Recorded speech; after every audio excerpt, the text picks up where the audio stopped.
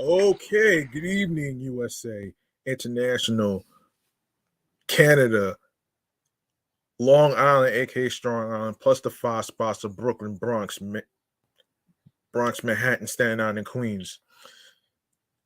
And of course, this is your man, G Money Stacks, aka the Gregonator, YouTuber, host with the most, misunderstood lonely nomad, unstoppable independent podcaster, and of course, Queens, New York native, and rookie podcaster of Laurelton, Queens, New York. And yes, you're rocking with me on the 270th episode of Off the Meat Rack Chainz New York Avenue podcast. That's right, episode 270. Yeah, how about that? Live and direct from StreamYard alongside with YouTube and alongside of myself is the Instagram live feed. So be sure you follow the podcast, Instagram, and everything else in between as far as turning your notifications so you can know when each episode is going to be dropping. In the meantime, why don't you hop on the YouTube channel page of G Money Stacks 555? We see your episodes on there. Grab that subscribe button for me alongside with the noti bell, along with alerts so you can be reminded when the show goes in the air via live stream. And stay tuned for more of your content, upcoming episodes, previous episodes, and of course be sure to tell a friend to another friend, download the episodes, share the episodes, share the videos, and everything else I will cover at the end of the show. And I want to do a little quick reminder here. I didn't get a chance to mention this. Um, I didn't get a chance to mention this in the last episode, and this is pertaining to um what's going on for the weekend as far as music there. If you are looking forward to doing something for the weekend, of course, if you are in the New York area, and if you want to see a musical performance by the streets, of course you can go to her page and go to the website, and the website is www.bottomly hold on bottomlandmusic.com. That's www.bottomlandmusic.com for tickets. It starts this Saturday. Make sure you hurry up and get your tickets. It's Saturday, June 17th, 2023, and everything else in between. So I just want to get that out the way before I even start this. All right. So now I know yeah, I know everybody's probably wondering why I've been pushing the episodes and stuff. I just had a lot going on and stuff, and plus I've been and and for the most part I've been doing a lot of reading in regards to the writer strike, which I am going to do two separate episodes. Um, hopefully, hopefully I get a chance to do it, and yeah, so um, I will share my thoughts and the two following episodes, future following episodes. So stay tuned for that one right there. And y'all can let me know what y'all think about the writer strike and what's going on, what needs to be done other than just paying the writers and stuff. So I'm gonna put that on hold. So in the meantime, I want to get into hold on a second here. Hold on a second here. Yes. Hang on. There's a topic that I wanted to do. So let's get it. The first things first, man. Mental health check-in, man. Our mental health check-in topic is going to be about tremors. Um, so let me just set this up.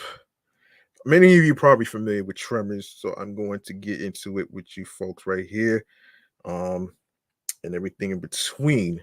So let's get into it right here, right now, with the mental health check-in. All right, let's do this.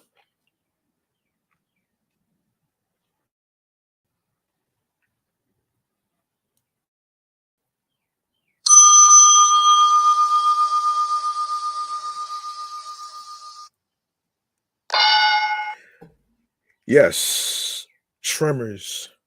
Let's get into it. All right, so here we go. And this is from nins.nih.gov. This is health related stuff. So, all right, so let's break down what a tremor is. A tremor is a neurological disorder that causes shaking movements in no, excuse me, one or more parts of your body, most often in your hands. It can also occur in your arms, legs, head, vocal cords, and torso. Its rhythmic pattern is caused by unintentional involuntary muscle contractions. The tremor may occur at separate times with breaks in between them or be constant. Tremor can be sporadically on its own or happen as a result of another disorder. Tremor is not life threatening. However, it can be challenging and even disabling, making it difficult or even impossible for you to perform work and daily life tasks such as bathing, dressing, writing, and eating. Common symptoms of tremor may include a rhythmic shaking in your hands, arms, head, legs, or torso, a shaky voice, difficulty doing tasks with your hands, such as writing or drawing, problems holding and controlling utensils, such as a spoon or other items, head nodding. Some tremor may be triggered by or become worse during times of stress or strong emotion, when you are physically exhausted, or when you are in certain postures or make certain movements. Who is more likely to get a tremor, you ask? So a tremor is most common among middle-aged and older adults, although it can occur at any age. The disorder generally affects men and women equally. Generally, tremor is caused by a problem in the deep parts of the brain that control movement, control movements. Most types of tremor have no known cause, although there are some forms that appear to be inherited and run in families. Sheesh. That's some crazy ass shit though. Um Tremor can occur on its own or be a symptom associated with a number of neurological disorders. Some known cases include medicines, several drugs can cause tremors, including certain asthma medications, amphetamines, corti, corti, um, corticosteroids, and drugs used for certain psychiatric and hold on, neuro, neurological disorders. Alcohol abuse or withdrawal. This can cause the nervous system to be hyperactive and lead to shaking. Diseases or disorders such as stroke, multiple sclerosis, traumatic brain injury, or Parkinson's disease. Mercury poisoning from food or the environment. This can cause muscle weakness, tremor, and poor coordination. Too much caffeine, overstimulating the nervous system can worsen the tremor. Overactive thyroid. Thyroid problems affect nerve activity, and too much protein can cause tremors and other symptoms. Liver or kidney failure cause movement symptoms such as tremor and um, myo myoclonus, which is a sudden, brief, unintended twitching or jerking of a muscle or group of muscles. Low blood sugar, hypoglycemia, or low blood sugar level can cause a tremor. problems seeing, seizures, and loss of consciousness. Stress, anxiety, heightened emotions, or panic, a rush in adrenaline caused by stress or other causes can increase muscle tension and cause tremor. Shit, that's crazy. Wow. Classifications of tremor. Tremor can be classified into two main categories: resting and action. Resting tremor occurs when the muscle is relaxed, such as when your hands are resting on your lap. Your hands, arms, or legs may shake even when they are at rest. Often the tremor only affects the hand or fingers. This type of tremor is often seen in people with Parkinson's disease. Action tremor occurs with the voluntary movement of a muscle. Most types of tremor are considered action tremor. There are several sub-classifications of action tremor, many of which overlap. Postural tremor occurs when you are holding a position against gravity, such as keeping your arms outstretched. Kinetic tremor is associated with any voluntary movements, such as moving your wrist up and down or closing and opening your eyes. Intention tremor starts when you make an intended movement toward a target, such as lifting a finger to touch your nose.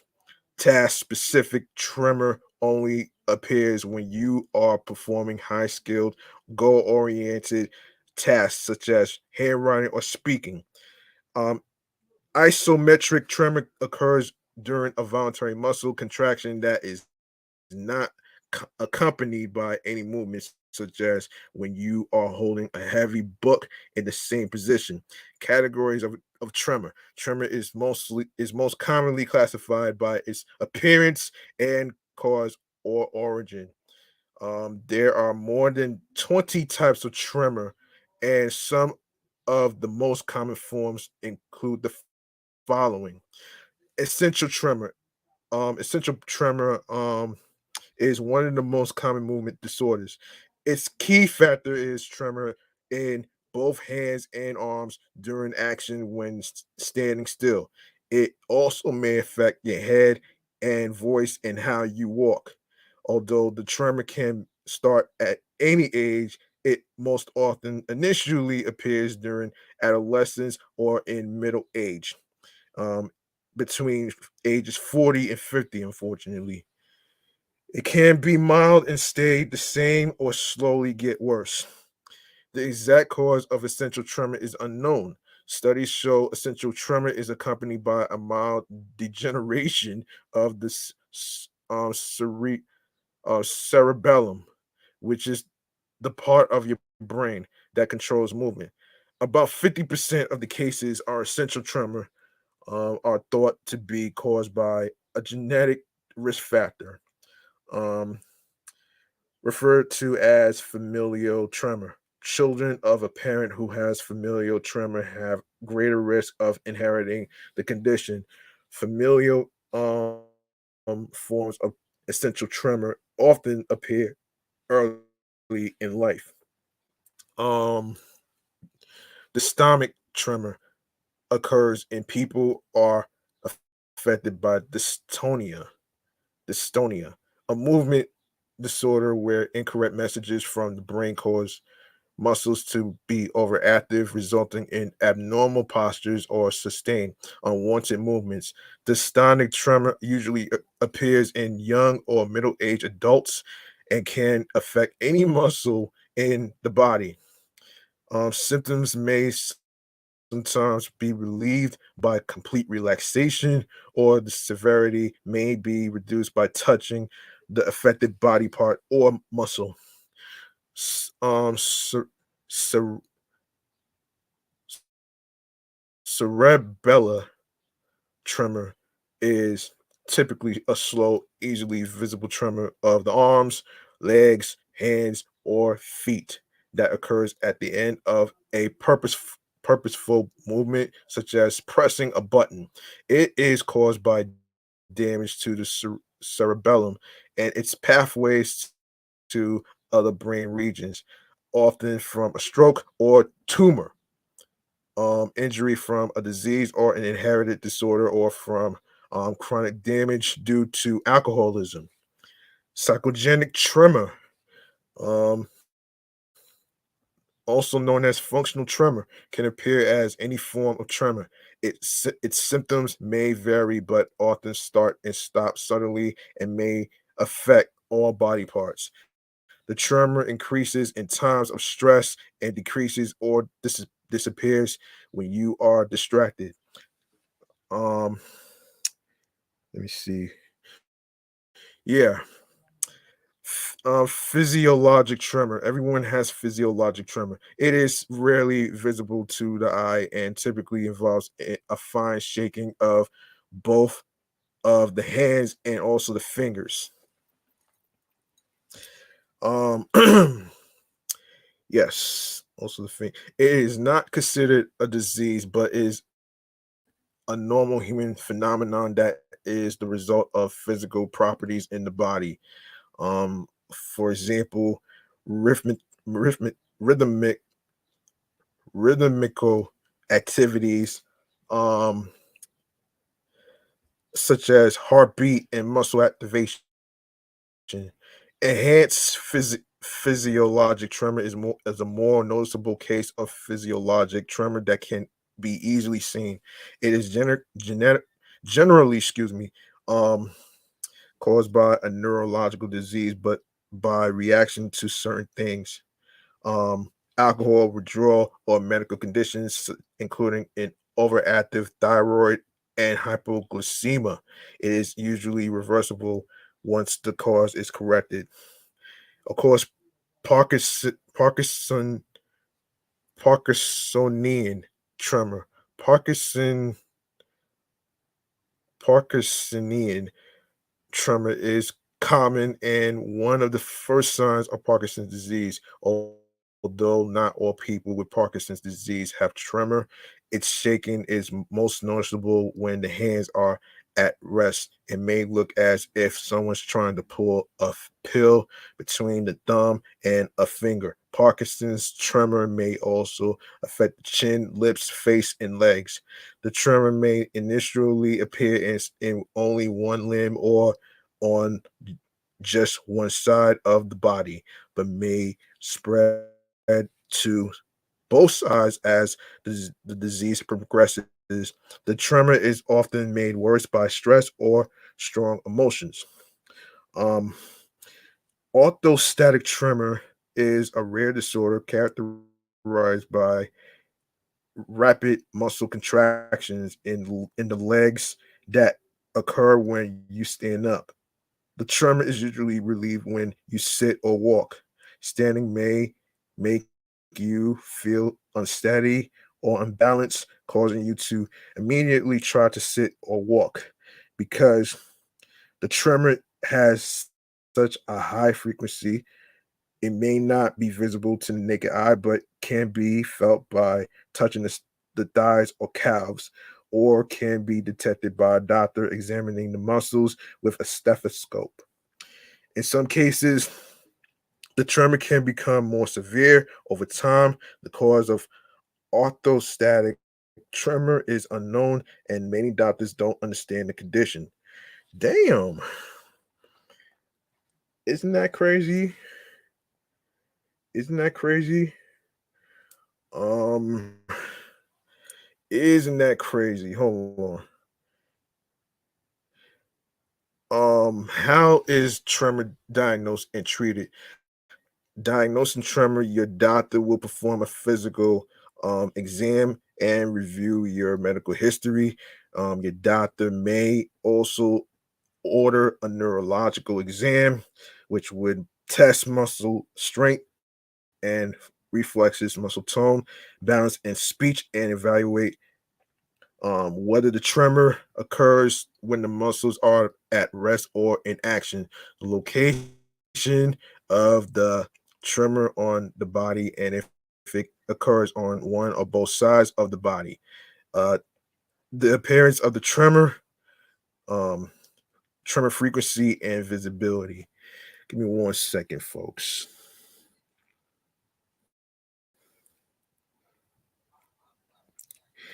Yeah, hold on. I need to do something real quick. Um, yeah. S Hold on.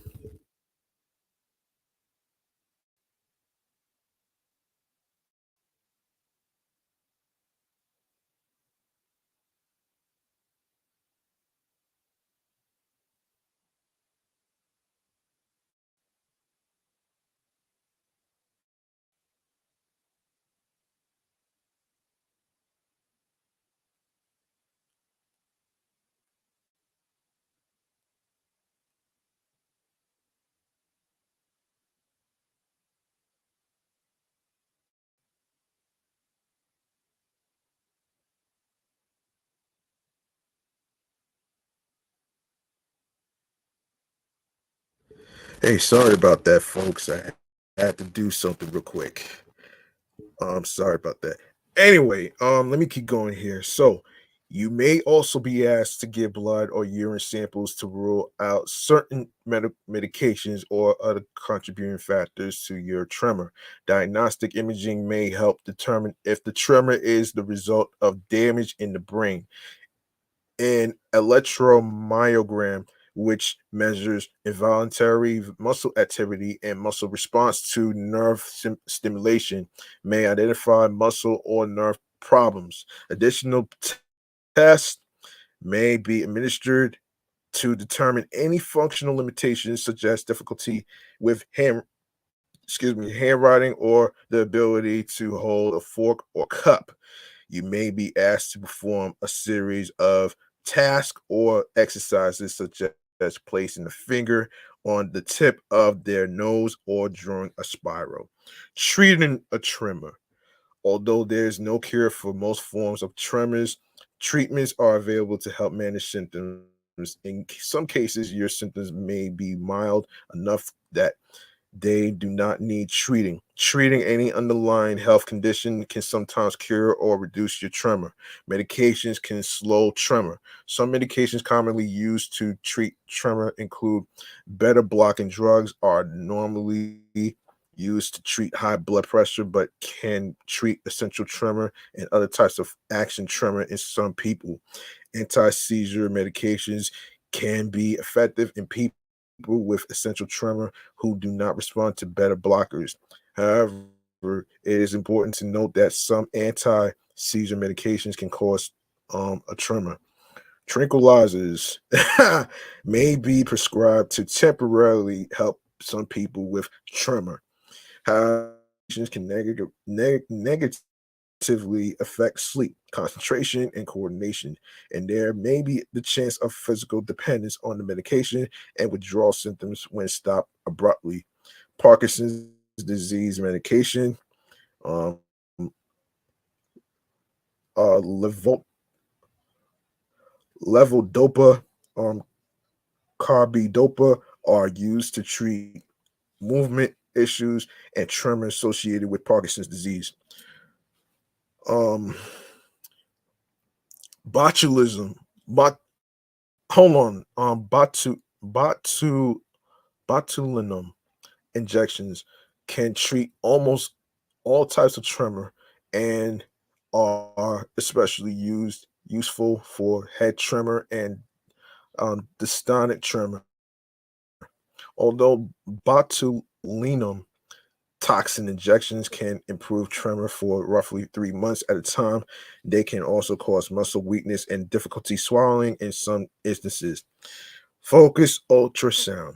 This treatment of tremor uses magnetic resonance imaging to deliver focused ultrasound that creates a lesion in tiny areas of the brain's um, thalamus thought to be causing the tremors. The treatment is approved only for those individuals whose essential tremor does not respond well to anti-seizure or beta blocking drugs.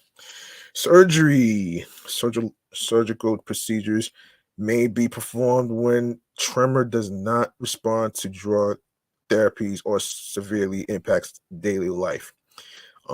Deep brain stimulation is the most common form of surgical treatment of tremor.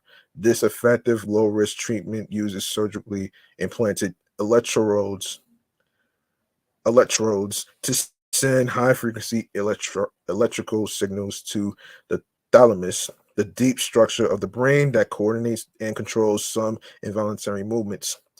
A small pulse generating device um, placed under the skin in the upper chest sends electrical stimuli to the brain to temporary stop tremor.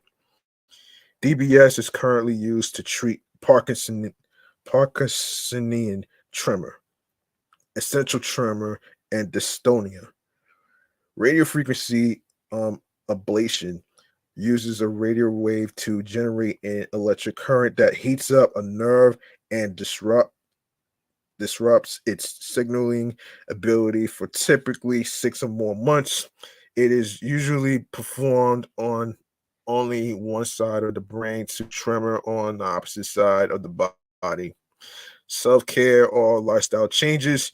Learn as much as you can about your tremor and share that information with your doctor, family, and caregivers.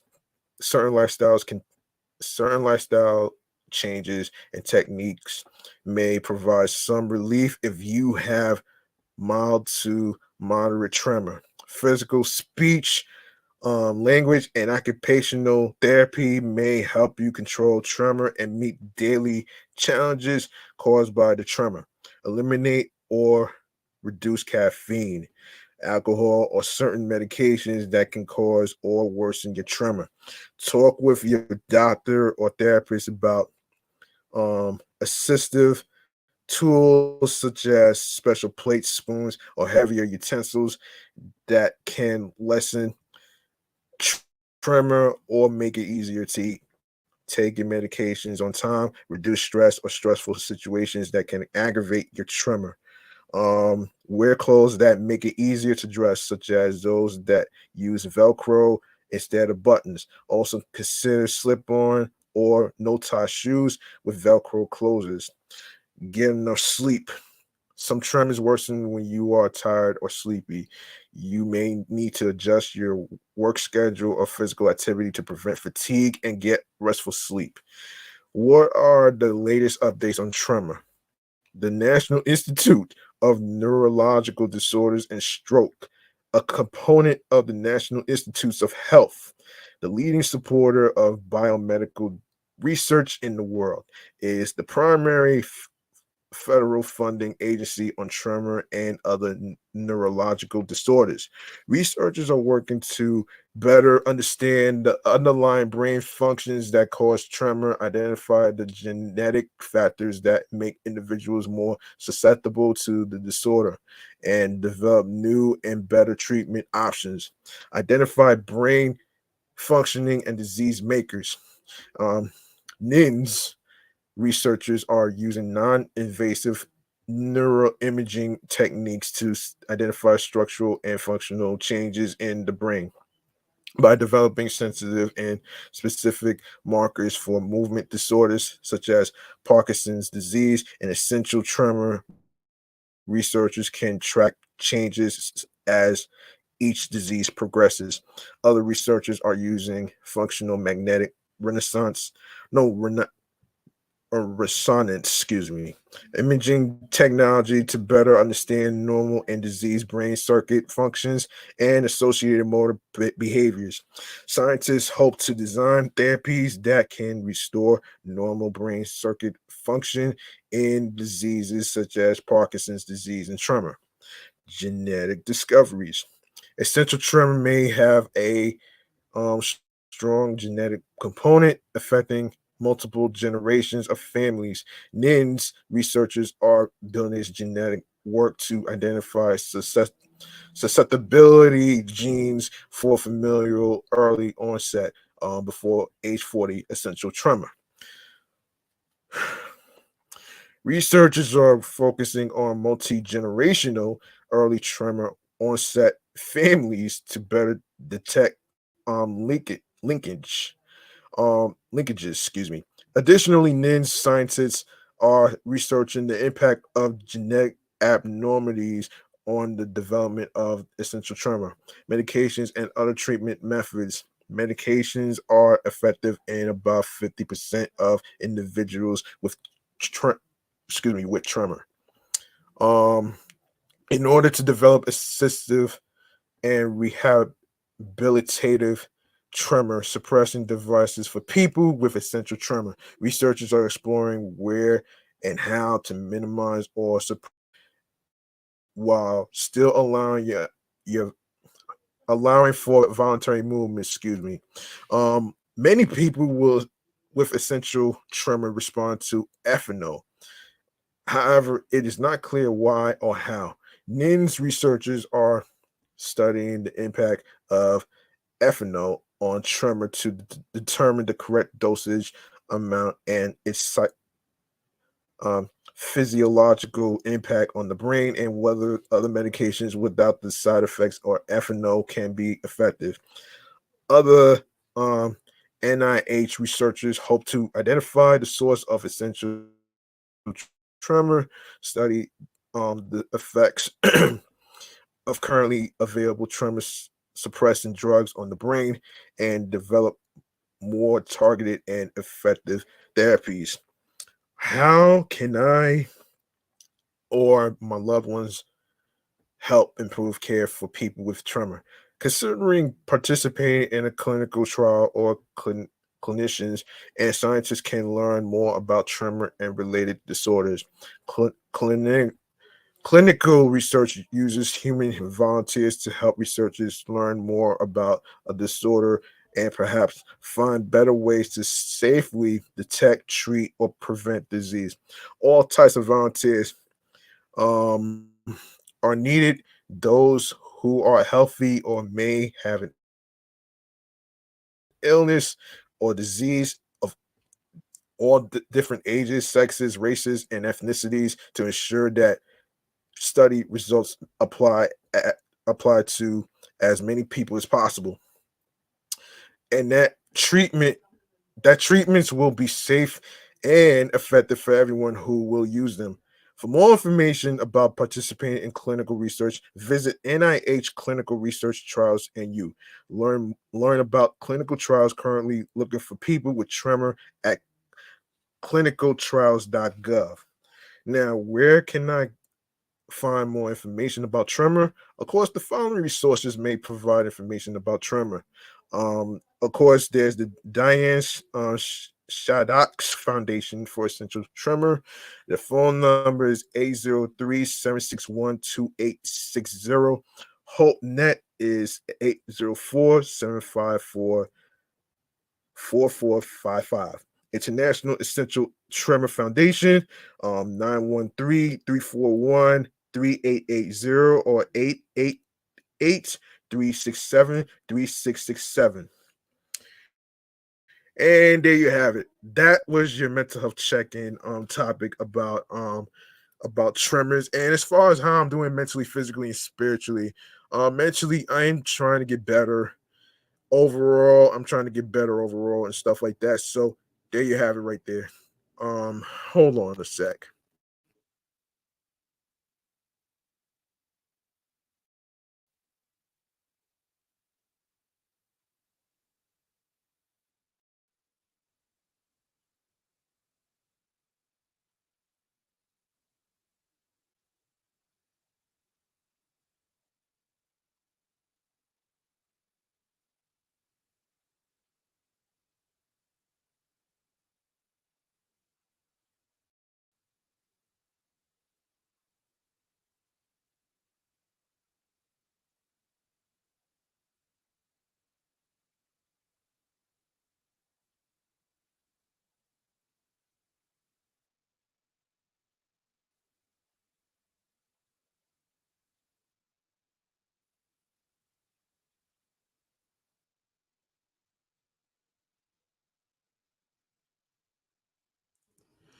Time for the New York Mass Transit Files right here, man. And this is where I talk about the what's going on in the five boroughs of New York as far as like the MTA, subways, buses, and trains LARR and stuff like that.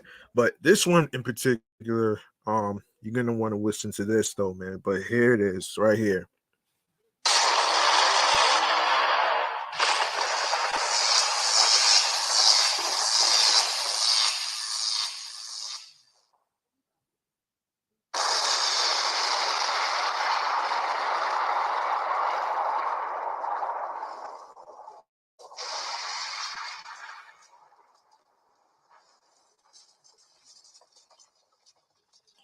Okay, here's what's happening here, man. According to amny.com/transit. Okay, the city's bicycling infrastructure has plenty of room for improvement, according to thousands of cyclists who responded to the first New York cycling census. None of the categories that responding cyclists were asked to rate yielded more than 3.2 stars out of 5 on average, with several seeing ratings below 2 stars. New Yorkers gave the city's bike share infrastructure mainly, but not limited to city bike, an ambivalent 3.14 stars on average, while on the lower end, the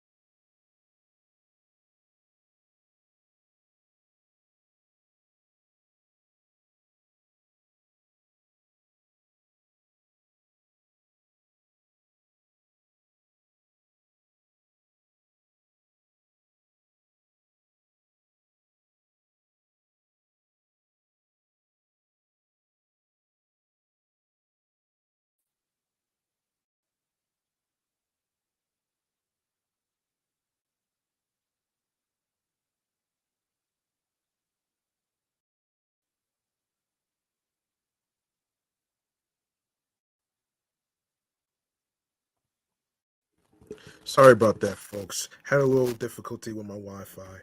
Anyway, let me keep going where I left off here. So I'm sorry.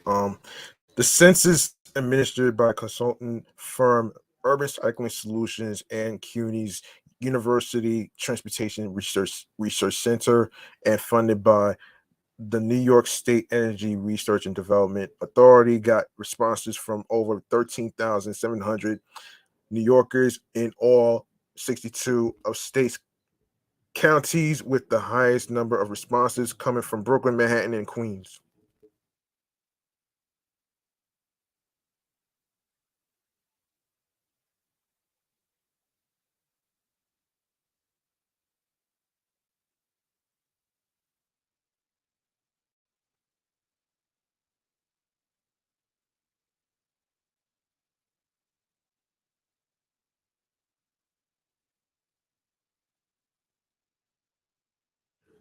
Overall, New Yorkers say the biggest barrier to biking is the scarcity of bike lanes and or safe bike routes, with 25.9% of respondents saying the lack of such infrastructure keeps them off two wheels. Whether fear of conflict with cars and the lack of secure bike parking are also significant barriers according to the survey. Those fears are only reinforced by the ever increasing body count of cyclists on city streets this year. Nine cyclists died while traversing the five boroughs in the first 3 months of 2023, the largest number since the city adopted Vision Zero as a policy goal in 2014, according to advocacy group Transportation Alternatives. Overall, 70 people have died in traffic collisions in New York as of April 30th this year. A 6%, hold on a sec, a 6% increase over the same time last year, according to NYPD data.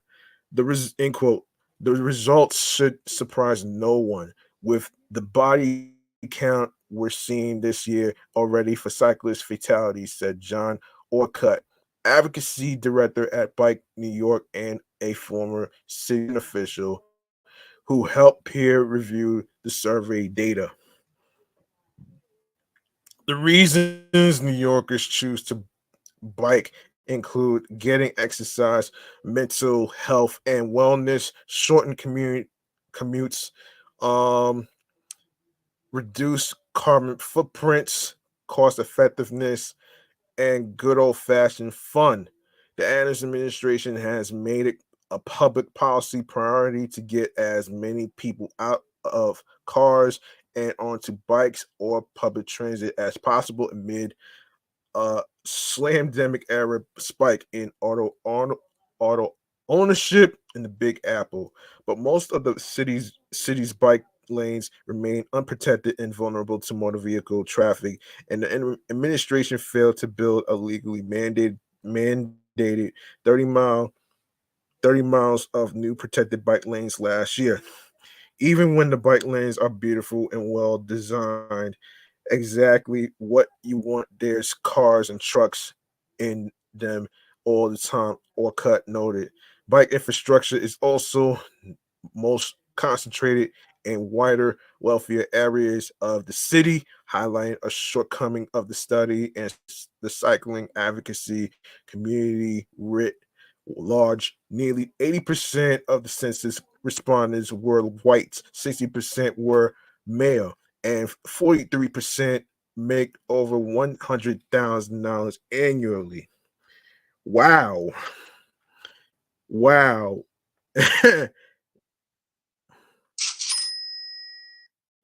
100,000. Yeah.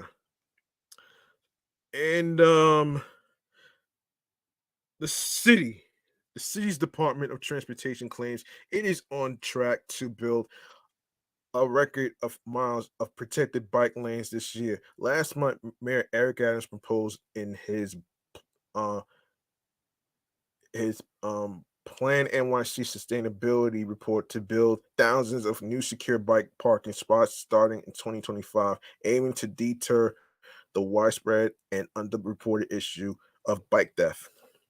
New York City is leading the state and nation in implementing safe bike infrastructure, with DOT installing record numbers of bicycle lanes and racks in recent years as ridership reached historic highs, said DOT spokesperson Vin Barone in a statement.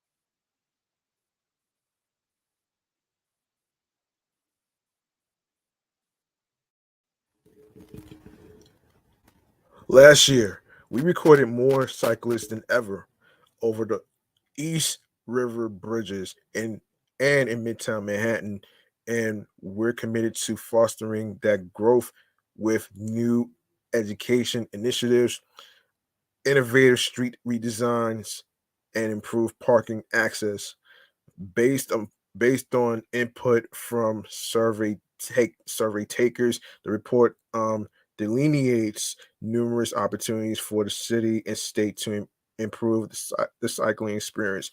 Those include better integration between cycling with traffic. The MCA announced earlier this year it would implement a strategic plan to implement bike parking at its station facilities. Respondents also want decision makers to promote e-bikes and subsidize their purchase. Um, Comprehensive bike education is also lacking. Uh, According to the survey respondents, New York could do better on educating drivers about sharing the road with cyclists. The survey concludes, um, and training on bike maintenance can be more institutionalized with broader appeal to women and children. Yeah. Here's another transit news that we need to get to right here. Hold on a sec. Give me 1 second. All right, here it is. Also in MTA news, they ended um it ends Twitter service actually. So the MTA is ending its live transit service alerts on Twitter effective immediately after refusing to pay Elon Musk for the privilege. Starting today, the automated service advisories will no longer be posted to Twitter for the NCA's subway, bus, and commuter rail passengers. The accounts, including the 1 million follower subway alerts, will remain active to provide manual customer service announcements, as will the MTA's main branding account. The move comes after Twitter's owner Elon Musk announced he would paywall access to the site's application programming interface for large organizations like the MTA, reportedly demanding more than $500,000 annually for posting capabilities that had long been free and provided a public service. Oh boy, I don't know about that one right there, man. I don't know.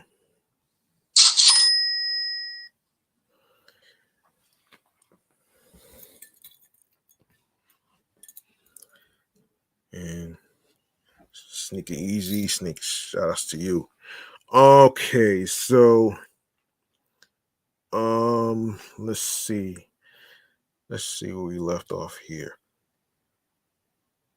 Yes. Yes, here it is. Here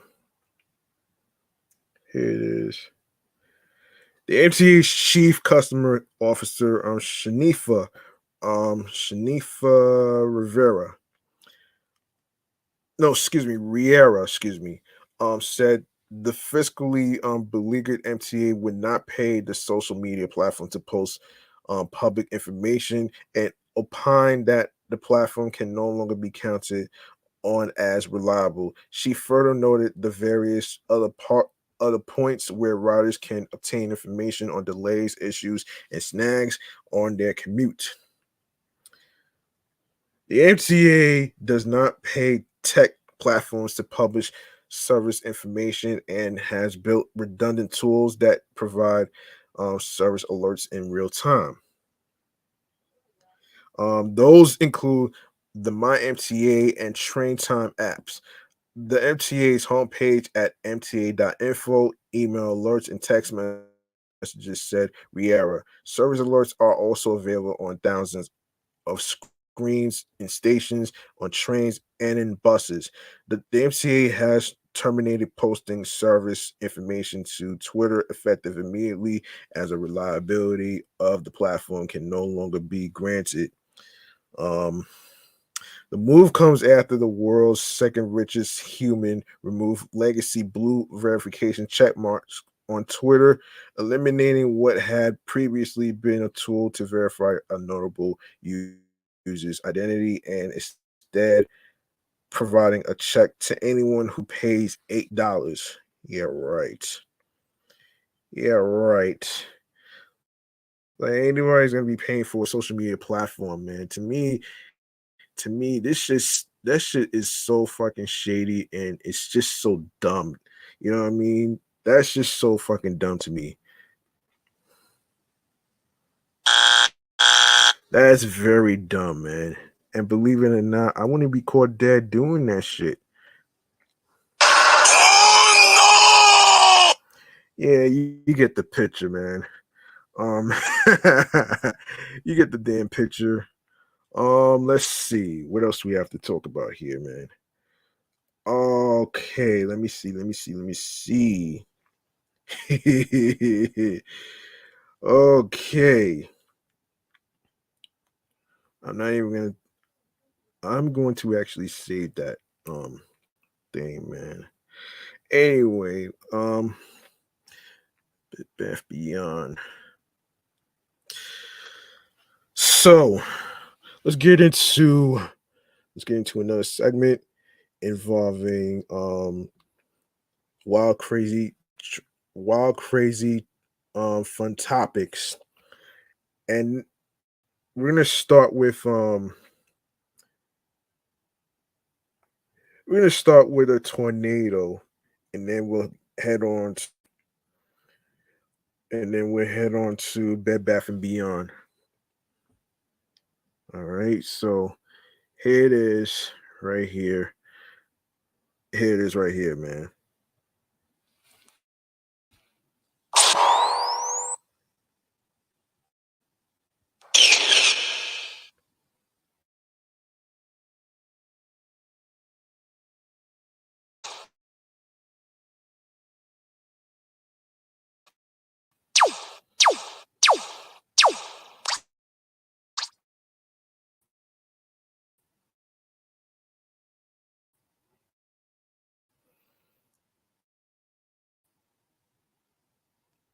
Okay,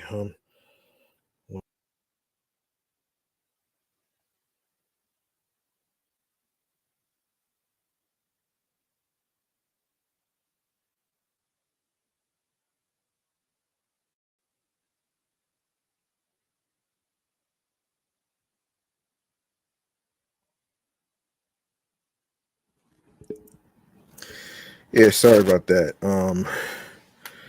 Not sure what that was, but anyway, all right, let's get into this next story here. Um, boy, that was unexpected, but do apologize for that. But anyway, let's get into it right here, man. And this is pertaining to what really went down in what we went down on a while back actually. So Sullivan County, New York, um a tornado was confirmed to have touched down in Sullivan County Saturday during a storm that brought heavy rain, winds, and hail to some parts of the Hudson Valley. According to a National Weather Service preliminary statement, the tornado was rated EF2, which is considered strong and had an estimated peak wind of 115 miles per hour. Oh my gosh. Wow.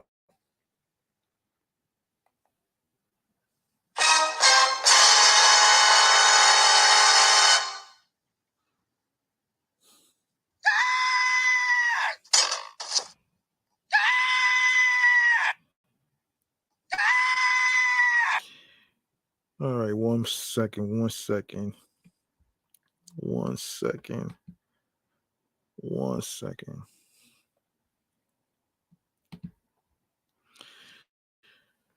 All right, okay.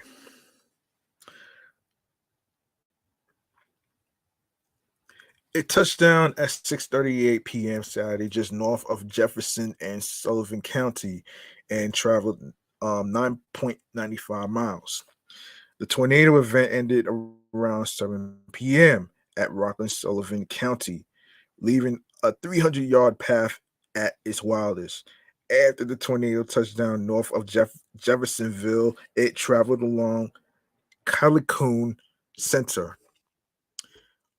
Callicoon Center Road near Laundry Brook, and damaged trees. It moves north, passing through an area where there were no roads between Sander Road and Wall Road before crossing Hassinger and Lair Road. The tornado snapped several trees and caused minor structural damage. As the tornado continued north, crossing John Dietz Road, it blew down a large number of hardwood trees and damaged skylights in a nearby residence. The weather service said the damage in that area was between EF0, EF0 and EF1. Um, it's most likely category numbers, folks. Um, the worst damage, according to the weather service, occurred on a farm and a nearby residence on uh, Han Road. There was severe damage to historic barns, a garage, and outbuildings. A 180-foot truss tower collapsed, bending into three sections. A nearby house received seemingly minor damage, um, but there may have been frame damage because interior walls were reportedly cracked and doors unable to close. There was also a large blowdown of mixed trees. Damage in this area ranged from EF1 to EF2. The tornado continued traveling north, causing another hardwood blowdown off of Gulf Road. There was mostly tree damage along nearby Dutch Hill Road. The tornado then passed through Roscoe, Sullivan County, where there were more sporadic uprooted trees. It lifted as it moved into Rockland, Sullivan County. The enhanced Fujita scale classifies tornadoes into the following categories. Of course, EF0, weak 65 to 85 miles per hour. EF1, weak 86 to 110 miles per hour. EF2, strong 111 to 135 miles per hour. EF3, strong 136 to 165 miles per hour. EF4, violent 166 to 200 miles per hour. And EF5, violent greater than 200 miles per hour. Okay, up next we need to talk about what's going on with Bed Bath and Beyond. We need to talk about that too. Um Bed Bath and Beyond. Hold on a second. Hold on a second. Yes, here it is. Okay, so of course, the once dominant home goods retailer Bed Bath and Beyond has filed for bankruptcy protection after months of losing shoppers and money. The company, which also owns the Bye Bye Baby chain, has struggled to regain its financial footing after a series of turnaround attempts that proved to be mistimed or ineffective. The retailer says its 360 Bed Bath and Beyond stores and 120 Bye Bye Baby stores remain open, but already but uh, will shut it over time. And of course, on April 26th of Wednesday, the chain will stop accepting coupons and discounts, and sales will be final. Gift cards are expected to stay valid through May 8th.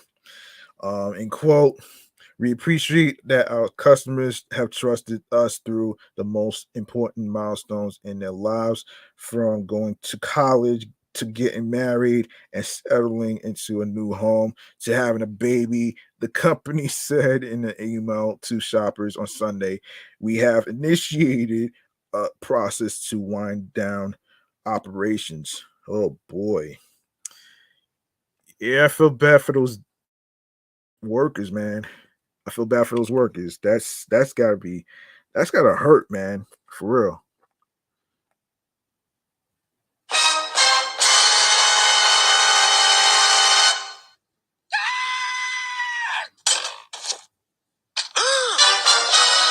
Oh my god!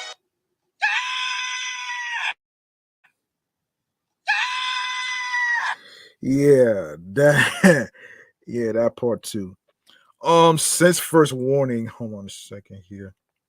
Yes, since first warning of a bankruptcy in January, Bed Bath and Beyond has exhausted numerous last ditch efforts to shore up financing, including store closures, job cuts, and several lifelines from banks and investors. The retail previously cited lower customer traffic and reduced levels of inventory availability as it flagged substantial doubt about the company's ability to continue as a going concern. A preliminary report for the holiday season quarter shows sales falling 40% to 50% from a year later. No, excuse me, a year earlier. Sales had fallen similarly in the quarter before that, down 32%. Bed Bath and Beyond was once a dominant category killer that absorbed or outlived many early rivals. As recently as 2018, the chain had over 1,500 stores, but its website has long lagged behind its peers.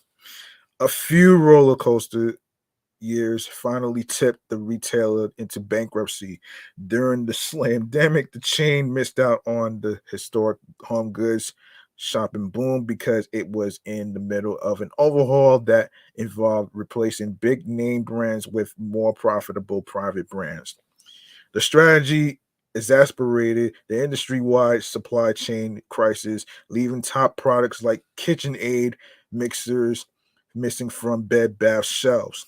Last year, its shares rose and crashed as a meme stock on the news that activist investor Ryan Cohen invested in the company.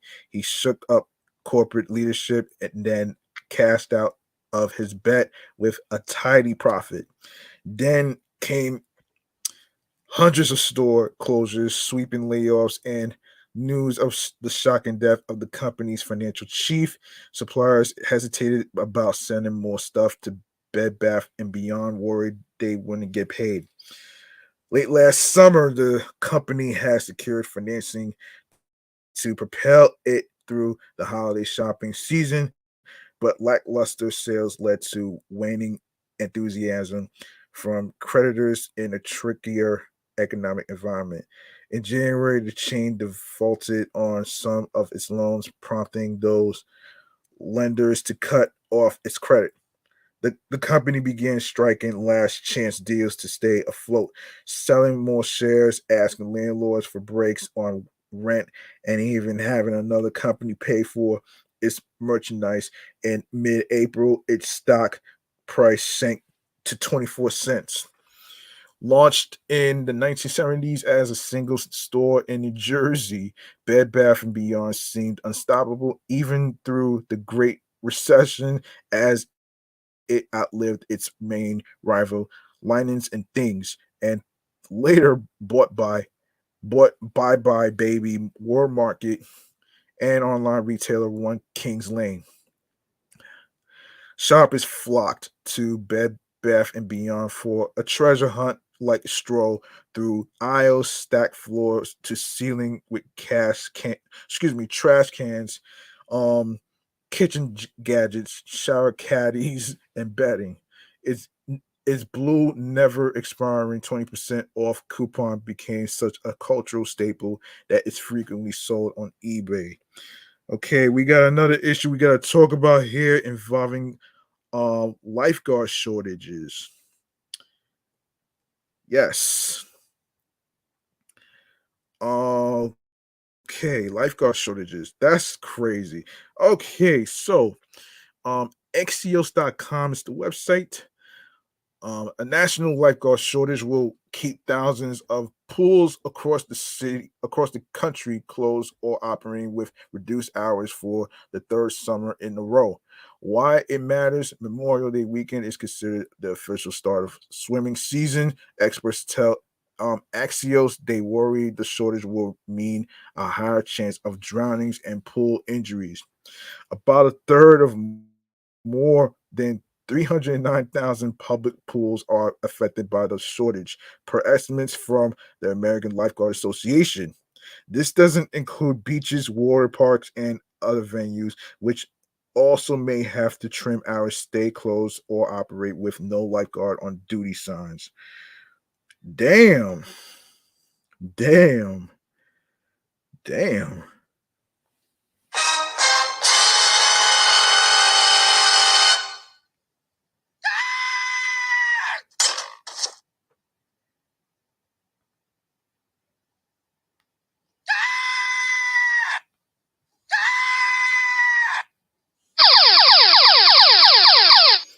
Okay, what's happening? The main problem is the slamdemic. Wipe the slate of certified lifeguards completely clean. Bernard J. Fisher, the second director of health and safety at the Lifeguard Association, told Axios. Um, the recertification of existing lifeguards, which is required every 2 years, could also contribute to this year's shortage. Adam Kachmarchi, executive director of the National Drowning Prevention Alliance, said what scares him is some facilities will choose to operate when they don't have enough safety staff, which will put their patrons more at risk. He also thinks a number of commercial pools will shut down if they can't get enough lifeguards. Some of the biggest risk is we're losing some of our safer swimming environments for families over the summer, Kachmachi said. The slamdemic reversed long-time drowning trends, Kamachi said, which had been going down each year until 2020. Non-fatal drowning injuries that were pool or spa related spiked 17% in 2021. A 2022 U.S. Consumer Product Safety Commissioner report found. Hospitals reported treating 6,800 injuries of children under 15 compared to 5,800 injuries in 2020. Unfortunately, we can't say until we get probably 5 to 6 years worth of data that a new trend has been established. But all signs point that our drowning numbers are remaining steady post COVID at this higher rate, Catch Machi said. State of play, cities and states have been working to provide incentives to get a new crop of lifeguards. Colorado Governor Jared Polis recently announced a new lifeguard training program that allocates more than $250,000 in grants to local governments to boost staffing at public pools.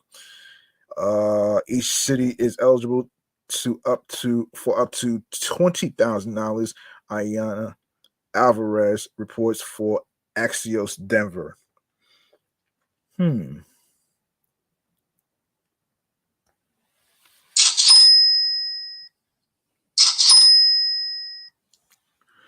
All right. Let's see. Yes, a lifeguard hiring spree in Indianapolis, in India, with 500,000 signing bonuses has brought the lifeguard on staff to 170 thousand, up from 81 a year ago. Axios James Briggs reports. Philadelphia lifeguard bonuses will be distributed at the end of the summer, and the city also is offering college credit to Temple University students who become certified and work as city lifeguards. The city of Phoenix says it is providing $3,000 in incentive pay with $500 on the first paycheck and remaining $2,500 as a one-time payment at the end of the 2023 pool season. In Texas, Austin Parks and Recreation Department officials have beefed up the pay structure for lifeguards who can earn a minimum of $20 an hour in addition to bonus payouts. Of course, George Gorman Jr., regional director of New York State Office Park Office of Parks, Recreation, and Historic Preservation, told Axios that Governor Kathy Hochul increasing the pay for lifeguards is expected to help dramatically. Um, Meanwhile, Seattle is closing three beaches and two pools for the summer because of a staffing shortage. Seattle Parks and Recreation spokesperson Rachel Skolkin told Axios Melissa Santos and David Chu. Zoom out, the lifeguard shortage has also led to cancel swim lessons because there's not enough staff available, Fisher said. This is becoming a snowball effect. We're canceling the swimming classes and we're going to increase drownings because of it, Fisher said. We're not going to have individuals strong enough swimmers to become lifeguards down the road. Okay. Let's see about New York. Let me see about New York because I've been hearing about this too, man. So let's see what's going on with New York, though. Hold on, hold on a second. Hold on a second. There's a recent article about what's going on in New York too. Yes. Let me see. Hold on a second. Um, hold on a minute here. Hold on a minute. Hold on a second here.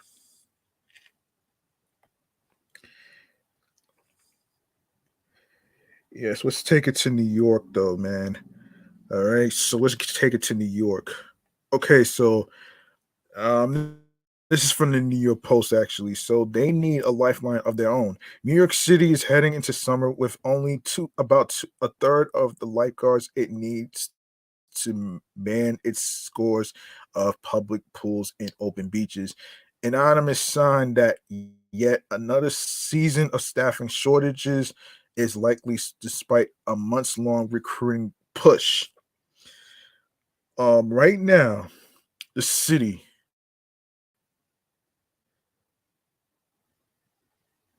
the city only has about 500 lifeguards ready to work, including 200 new recruits and 280 who are returning to duty. Department of Parks and Recreation Commissioner Sue Donahue told city council members at a Monday hearing. That's far, hold on a second. That's far shy of the 1,400 or so the department would prefer to have, she said, or the 800 to 900 it employed last summer. We're doing all that we can to recruit and train as many lifeguards as possible, Donahue said. We are clearly still facing a very challenging hiring environment. The city and the nation faced similar hurdles last season when it came to hiring staffers. A national shortage of vigilant water water watchers reportedly forced local pools throughout the nation to close or at least cut short their hours. Sheesh. Damn, that I feel bad for them, man. I really do feel bad for them, man. Really. That right there can that right there can really be a major strain when it comes to lifeguard duty. And this is just this is just crazy right there, man. Um Jeez.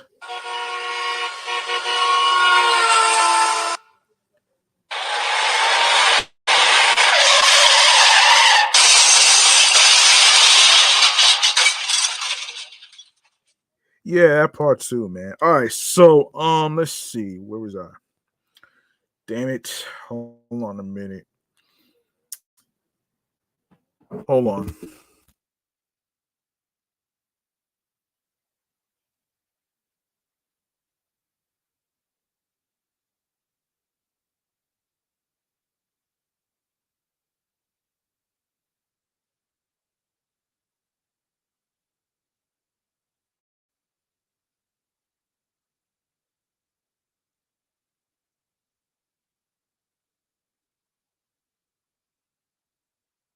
Yes, the city upped its recruitment efforts beginning in September 2022, Donahue said, and it upped the pay for first and second year lifeguards to $21 an hour.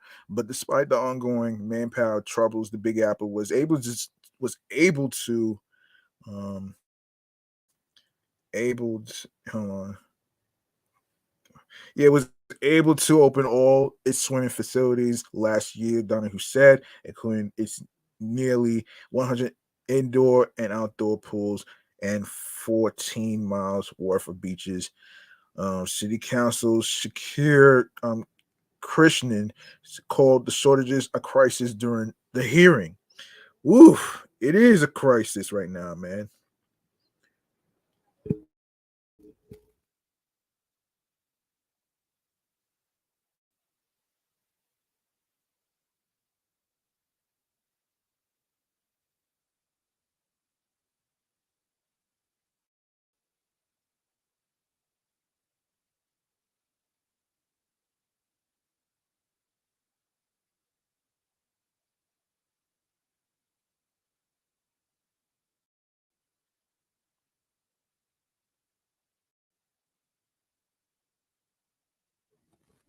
This council has been very committed to expanding pool access for all New Yorkers in the city, Krishnan said. But we can't do so if we don't have the appropriate and adequate staffing across our pools and beaches.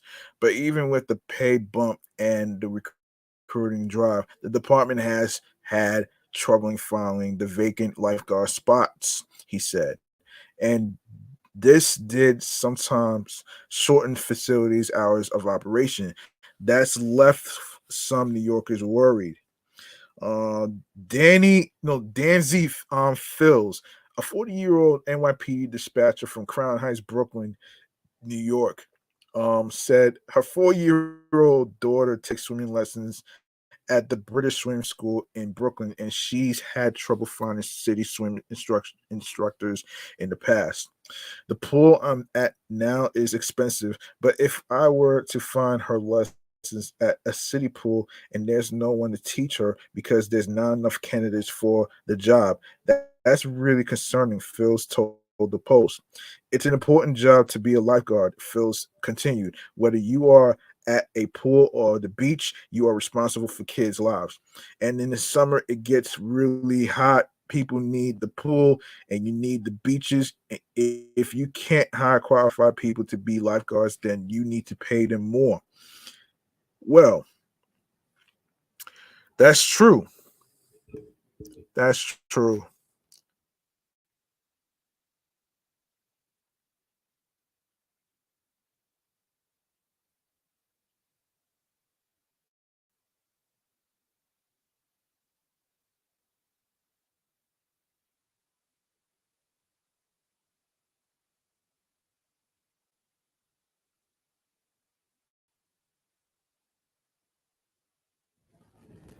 Others wondered why the city hasn't figured out how to solve what's become an annual problem. We have to be prepared for things, said James McDowell, a 77-year-old from Crown Heights who likes going to Far Rockaway in the summer. You can't be addressing things at the last minute, hoping, uh, hopping around like a frog. How about you not prepared? How are you not prepared for a shortage? He asked. They know it's coming. That's bad management, in my opinion. It's an every year thing. You need lifeguards. City beaches are set to open later this month, while the pools will pull their covers off at the end of June, Donahue said. She anticipates they'll be open for one shift about 11 a.m. to 7 p.m. unless more lifeguards sign on. If we had more lifeguards, we'd be able to offer early morning and later evening shifts, Donahue said. Okay, let's get to our next topic right here, man. Yeah, the lifeguard situation. Yeah, that's pretty bad though. That's really bad right here. I hate to say this. I hate to say this. That is pretty bad though, man. You know what I mean? Um, yeah, yeah, let's get to all right. So I've been curious about this fucking ranch ice cream. You know what I'm saying? But I know what you're thinking, but why in the hell would you put ranch in ice cream? That right there is just beyond me, man.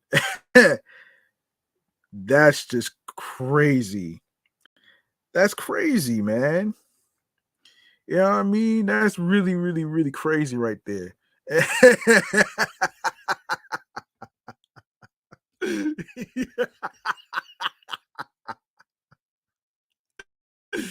Oh my gosh. Ranch ice cream. Oh my gosh, man. This is far disgusting. Oh my gosh. Hold on a minute, man. Hold up. This is crazy. Oh man. Oh man. The things that people do to actually to make it sound like everything matches, but really it does not though, man. I have to say, man, this shit right here is very disgusting. It's disgusting. Like, what are you doing? What are you doing mixing ranch with ice cream for? I mean, come on, man. You really trying to make people sick?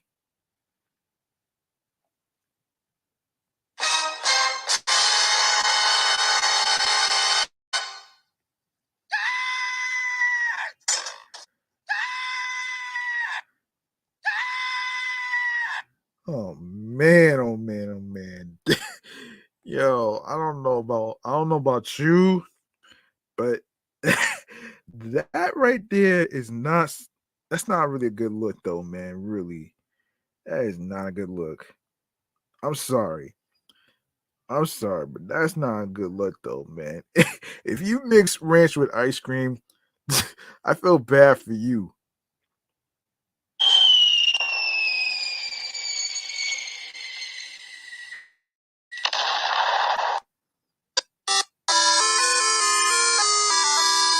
Yeah, that part is ridiculous though, man. And I'm gonna fill you in what this ranch ice cream shit is about though, man. Just bear with me. Just bear with me, man. This is from Hello Yummy, the website. Oh man. So, what does Hidden Valley Ranch ice cream taste like? Everyone loves ranch dressing, but ranch ice cream, yes, indeed. Van Leeuwen French ice cream and Hidden Valley Ranch flavored ice cream is a must try for the novelty. I don't know about all that, especially if you are a fan of ranch dressing.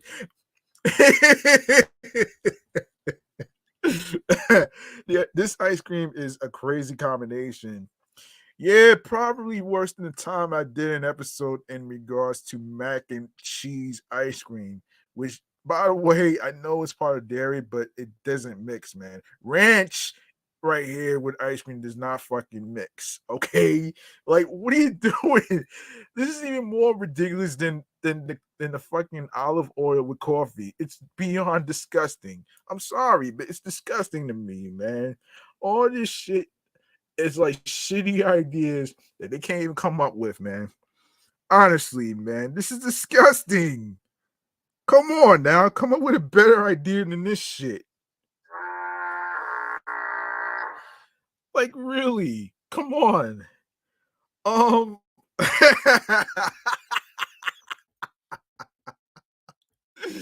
yo, okay. Let's keep this going here, man. Let's keep this going though. Yeah, this ice cream is a crazy combination. It looks like a regular ice cream in the usual carton, cold and creamy, but it smells exactly like ranch dressing and tastes like it too. First to hit the taste buds is the familiar buttermilk dill flavors of ranch dressing, but it's cold with all the textures of ice cream. It finishes with just a note of vanilla. It truly is a unique experience, and love it or not, it's an adventurous flavor and super fun to try. I no, it's not. Oh man, don't limit this to a sweet dessert. My family actually dipped hot wings in it, so the possibilities are endless. Oh gosh, really though? Really though? Really? Are you that naive?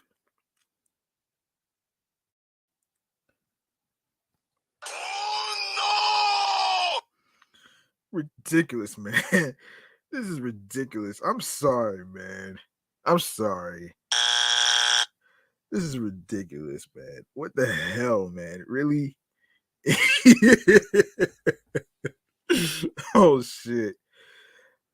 I don't know about analysts, but all right. So, what are the calories in the ranch ice cream? There are 2.5 servings in one pint of ranch ice cream, with each serving at 260 calories and 18 grams of fat. This is in line with most cream based ice cream flavors.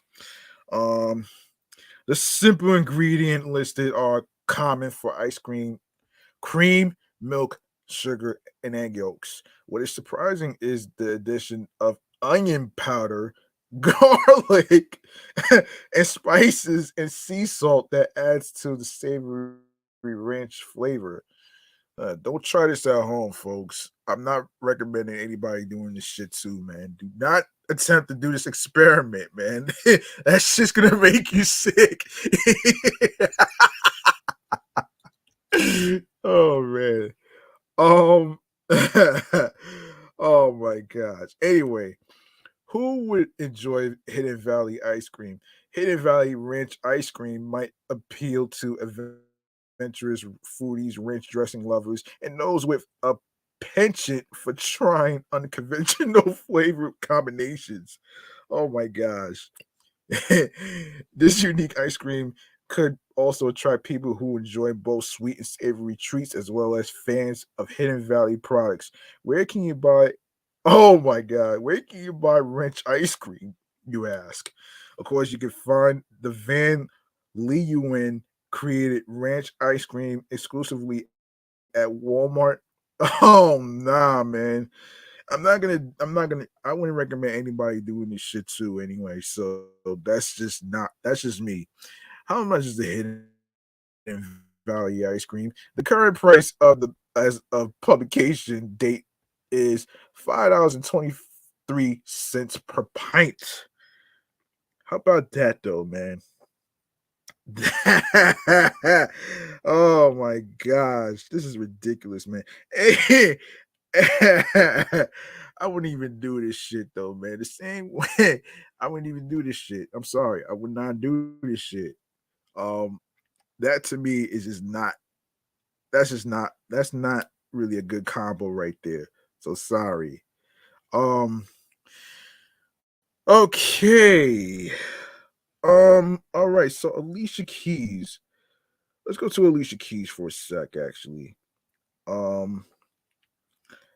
Yes. So Alicia Keys. Um. So Ralph Y'all, the teen who was shot when he accidentally rang the wrong doorbell now has a personal invite from Alicia Keys, TMZ has learned. Here's the deal: Alicia has a concert scheduled in Kansas this July, and Lee Merritt, attorney for the Yarl family, tells us the singer asked Ralph to come out to the show and meet her. If it wasn't, if as if that wasn't big enough, we're told Rock Nation also reached out to him, letting Ralph and Cole know the company wants to help out too in any way possible. Ralph's fam has been feeling the love from folks all over the country, and they've stepped up. No, they set up a trust fund for all the donations. We're told writer and social justice advocate Sean King helped the Yarl family find someone to map out the financial assistance. As we reported, Ralph's GoFundMe picked up serious steam. It's already past $3.4 million raised, and while there's no set plan for the money yet, the trust ensures it will be there for Ralph when he needs it. Um, Between Ralph's mom, Cleo also got emotional support from Ahmad Arbery's mother, Wanda Cooper Jones, who's also rep by Merritt. We're told she encouraged Cleo to lean on prayer and reminded her victims, like her son, hold the power. Meanwhile, the 84-year-old Andrew Lester, who shot Ralph two times, was charged with assault in the first degree and on criminal action. Oh Lord, oh Lord, the things that people do. This is beyond ridiculous.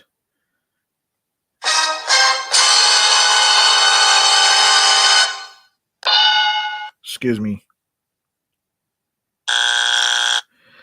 Um, this is ridiculous, man.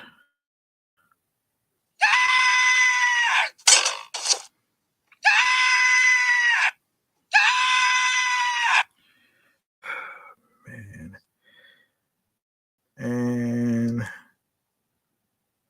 okay, Oh yeah, that's just plain crazy though. Um,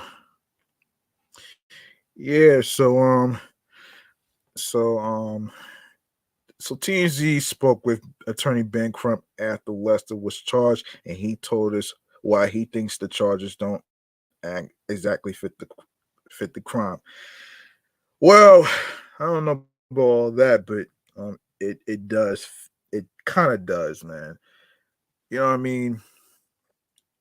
Anyway, man, let's go to let's go to um okay, let's go to let me see.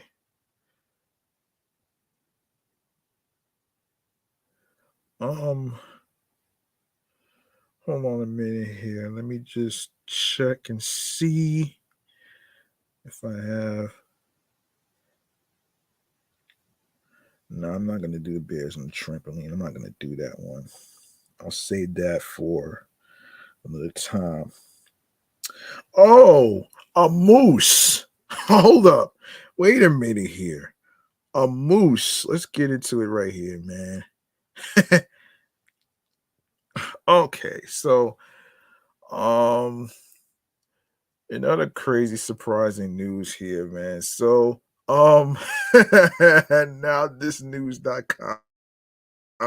So a young moose walked into the lobby of a movie theater in Kenai, Alaska on April 19th for the show for the shared by theater employee Jasmine Palmer shows the the moose treated himself to some popcorn and a half, eating McDonald's Happy Meal. Oh shit. Oh man, that right there. Yeah, man. A fucking moose, really? Oh boy, that's crazy, man. A moose, a young moose out of all things, like really. Who let the moose out, man? Don't even ask me. Don't even ask me. Um, don't even ask me.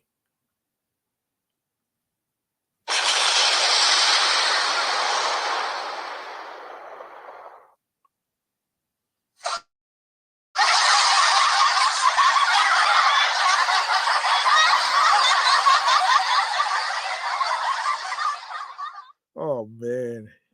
I don't know, man. This is not I don't know. Anyway, so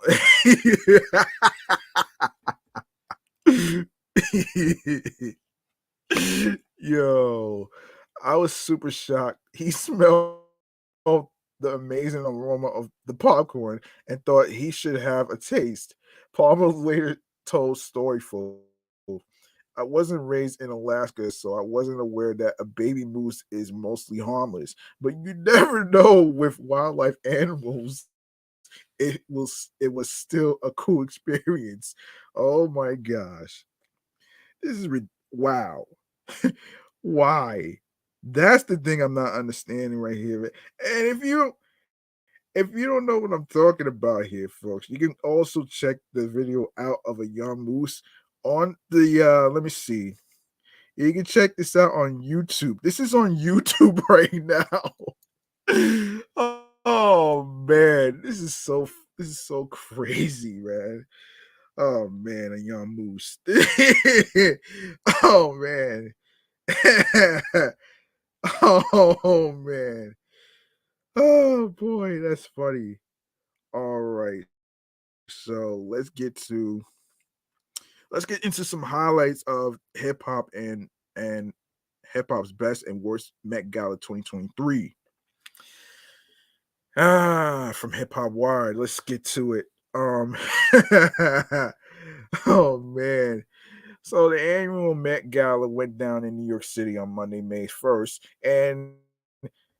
and the fits did not disappoint. Actually, many of the hip hop representing attendees understood the assignment, while some need to question the motivations of their stylists. Touted as fashion's biggest night, the 2023 edition of the Met Gala, officially known as the Costume Institute benefit, served as the tribune to the late fashion icon Karl Lagerfeld. Held at the Metropolitan Museum of Art, red carpet was littered celebs and would-be style legends getting their best fits off. Um, some like Dwayne Wade, Rihanna, um, along with ASAP Rocky, aka Late Rocky, and Bad Bunny succeeded others. Well, they don't give out participation trophies. Harlem rapper ASAP Rocky, aka Late Rocky, got his fit off. But why he have to do this? Oh man. The culture was in there deep with Cardi B, Ice Spice, Lizzo, and more hitting the red carpet. Also worth noting, Riri and Pretty Flacco were so late. The carpet was actually finished, but an exception was made. You can check out the best and worst fits of the night that were rocked by some of your hip hop represented and adjacent attendees in the building. So, Brian, number one, Brian Tyree Henry from Atlanta. Oh man, oh my gosh, man. Um, yes, Brian Tyree Henry was on the lookout for Jon Snow, respectively. Um, yeah, he attended the 2023 Met Gala celebrating Karl Lagerfeld, a line of beauty at the Metropolitan Museum of Art on May 1st, 2023 in New York City. Number two, Diddy to Brian Henry, Hold My Beer. Oh gosh, really?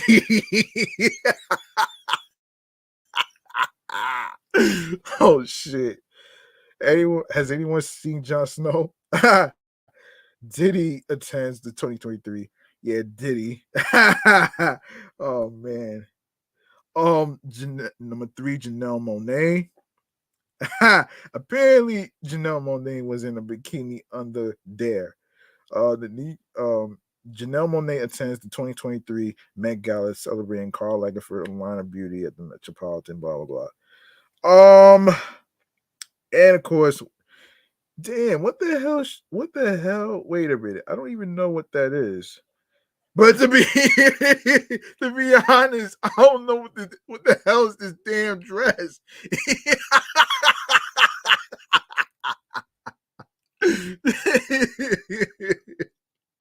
Oh my gosh. Anyway, moving on. Um Number 5, Young Miami and Diddy watch has begun. Oh man. It's giving Game of Thrones. Oh wow. Number 6, Ice Spice. And her bedazzled camera were in the building. Oh wow. Wait a minute here. Um Number 7, Cardi B always comes through. Big Bronx energy. Not sure what type of dress it is, but you get the whiz. And Quinta Bronson, who is from Abbott Elementary, will slander will not be tolerated. And of course, congratulations to her for being renewed for season 3 of Abbott Elementary. Um, um, don't know the premiere date for that because of the stupid ass writer strike, which I'll talk about in the future episode. And of course, Lizzo number 9 came through in Pearls and Chanel. Number 10. What the hell? I'm, what the hell is Lil Nas doing? Per usual, Lil Nas X was on one broad. What the hell is he? Anyway, man, I'm not gonna stay on this guy. Bad Bunny, number 11. Benito never plays any games. Damn, son. And of course, number 12, Doja Cat. Really rolled up like a cat in Oscar de la Renta.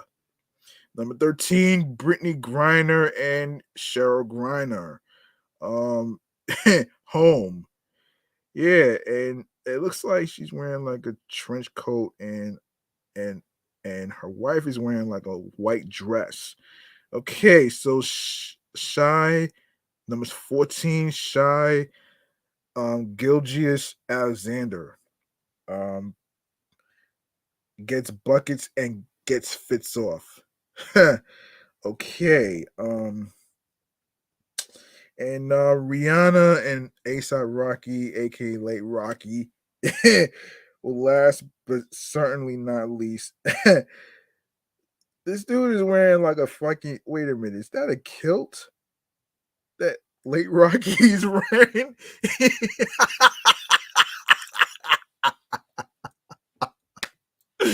Oh man, oh my gosh, man. Anyway, anyway, man. Let me see what else we need to talk about here. This is too much, man. This is too much, man. And speaking of too much, ooh, let's get into some let's see. Hold on a minute here. Let me see.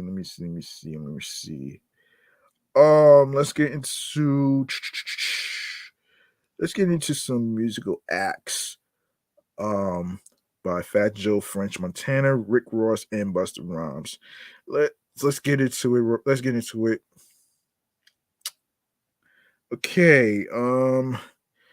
And Fat Joe, French Montana, and Rick Ross. A little recap. Don't mind the recap here. So insane concert ticket prices have been the talk of the entertainment industry in recent months, but many Americans are more concerned with healthcare prices. Last week, hip hop artists Fat Joe, French Montana, Rick Ross, and Busta Rhymes teamed up to perform at a Power to the Patients advocacy event in Washington, D.C. bringing awareness to significant issues in the American healthcare system. The event was sponsored by Power to the Patients, a nonprofit organization fighting for a more affordable and equitable healthcare system, price transparency. At the event, which was attended by celeb French Montana, stated that he was involved in the event because he didn't think that people should be blindsided anymore by astronomical healthcare bills, saying that patients needed prices up front, and that he hoped the event could help the American healthcare system move forward. Rick Ross got on stage and said that people should know if they got to sell your house to save your patients with regard to inconsistent hospital bills. On the organization's website, alongside a YouTube video about the subject, Fat Joe explained why he was passionate about the cause, writing, in quote, we have to change the healthcare system and hold hospitals and insurers accountable to provide more transparency on the price of care. They are charging way too much money and the bills are not even consistent. Somebody could get an MRI for $300 and someone right behind them could be paying thousands for the same MRI right now. Right now, millions across the country are being dragged into debt because they are blindsided by the cost of these medical bills. Families are falling apart. People are losing their homes. People are getting bankrupt because of hospital bills and healthcare. Knowing prices is the only way we will be able to lower our costs in healthcare. So we have to fight for the people. We all have to talk to our politicians and talk to everybody. It's the law. It's in the law that hospitals and insurers need to post prices, and we all need to know this. I teamed up with Power to the Patients to educate our communities on their rights and help put an end to this injustice. Of course, for more information about the group's activism efforts can be found on their website, www.powertothepatients.org. All right, so let's get into 50 Cent. Let's get into 50 Cent. You know, everybody knows 50 Cent. He likes to show off and stuff, but he he likes to he's basically showing off his place. So let's get into this thing right here. According to Complex, let hold on before you even get to this. Let's make some noise for Fat Joe, Rick Ross, Buster Rhymes, and all these other people for coming through to raise awareness about the hospital bills and everything else in between. I salute and commend them for doing this because this is something that people need to hear. This is something that people need to hear, though. If you really think about it, though. Yeah, yeah. Here it is. Here, let me make some noise for them.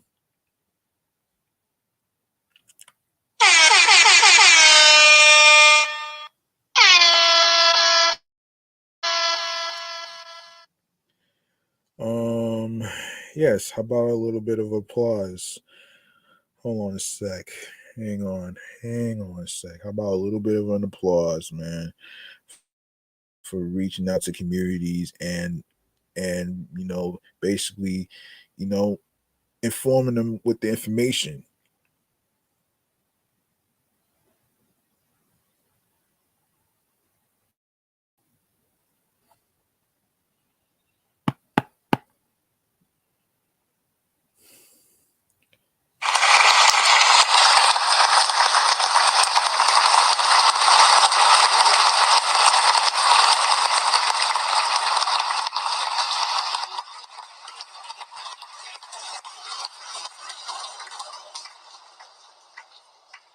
Yes, on to 50 Cent showing off his place of TV and film, where he's going to be recording his TV shows and stuff.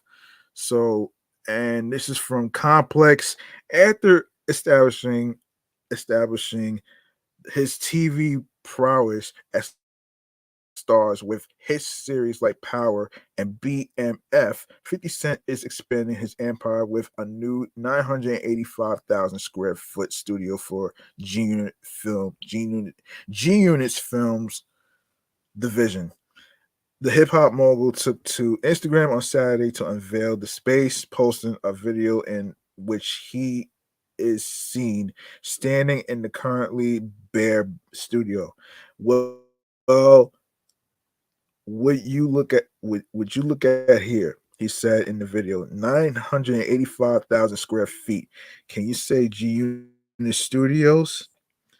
Um, Earlier this month, 50 expressed his regret for finding success at Stars, which over the past decade has aired several hit series produced by Fifth, including Power and Black Mafia Family. Fifth took to Twitter last week to reflect on the success of he's achieved at Stars, admitting that he wishes he created his TV universe at a different network. In addition, 50 revealed he no longer plans on adapting any more. He plans he's no longer he no longer plans on adapting any more BMF spinoffs or any other shows for that matter as stars. I have the number one, two, three, and four top shows in African American and Latina households. 50 wrote, I hate that I did them with the wrong people. I'm not doing any BMF spinoffs or selling any other shows to stars. Which is a good thing, man, because like I said a while back, ownership is important. As a creator and content creator, it is very important, man, to actually know that you don't need a fucking network to actually feel validated. You need to, like always say, man, you have to validate yourself, man. Like, you don't want to feel like you're asking for permission just to show your success, man. You know what I'm saying? So so I so good for 50, man. This is good for 50, man, for taking ownership, man, of his creation of TV shows, man.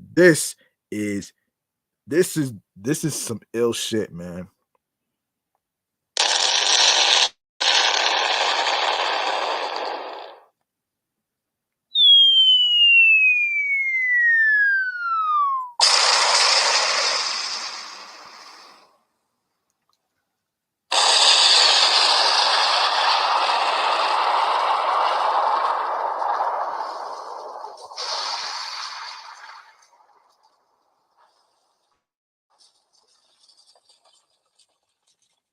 All right, let's see what we have here. Let's see what we have here.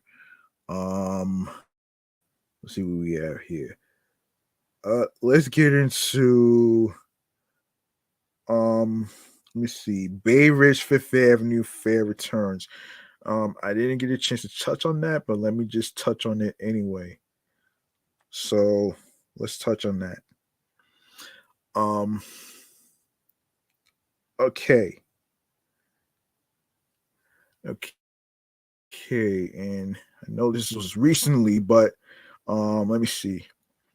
So Brooklyn Knights flocked to Bay Ridge over the weekend. And then this is a little recap, actually, of what happened.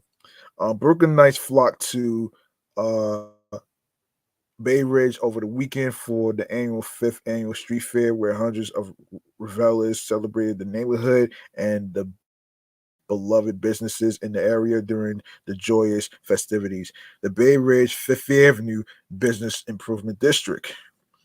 Um, the Bay Ridge Fifth Avenue District. Hold on a second. Let me try to get this out of here. Yes, yes, the Bay Ridge Fifth Avenue Business Improvement District, a local nonprofit organization which serves Bay Ridge's Fifth Avenue community between 65th and 85th Streets work in partnership with local merchants, residents, property owners, elected officials, and community organizers to improve neighborhood conditions. Um, the BIDs services also include trash pickup, community based public safety efforts, advocacy, beautification of the neighborhood, business development, and more.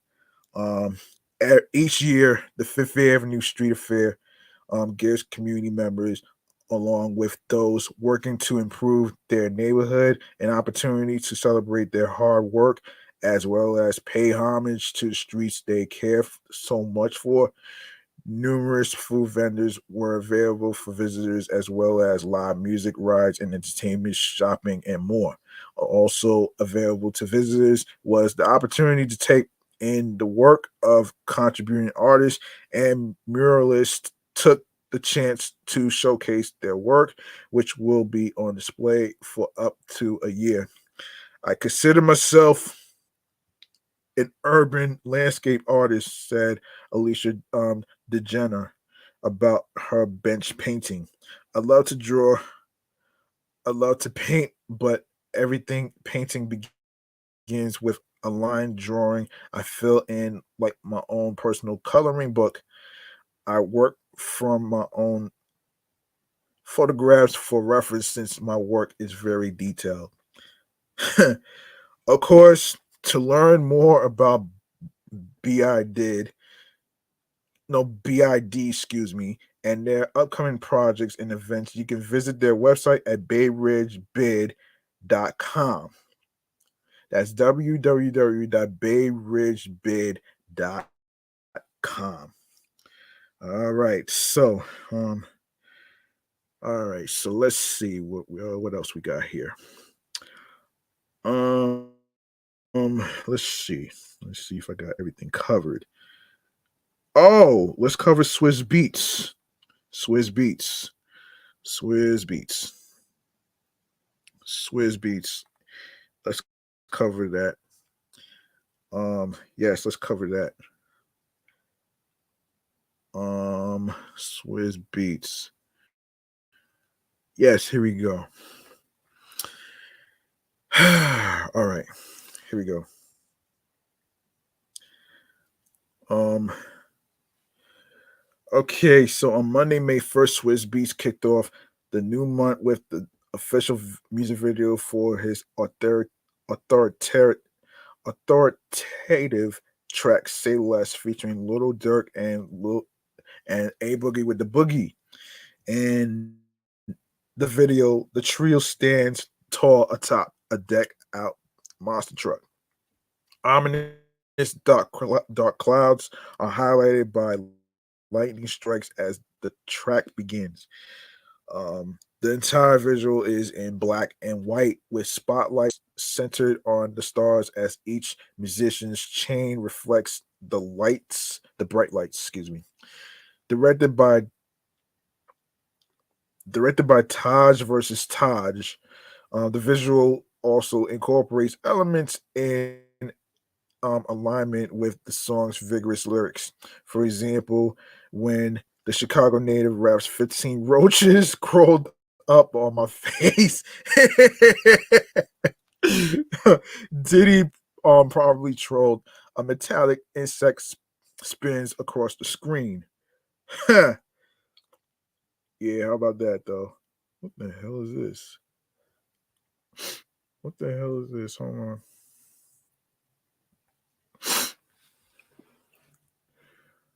Hold on a minute. Um,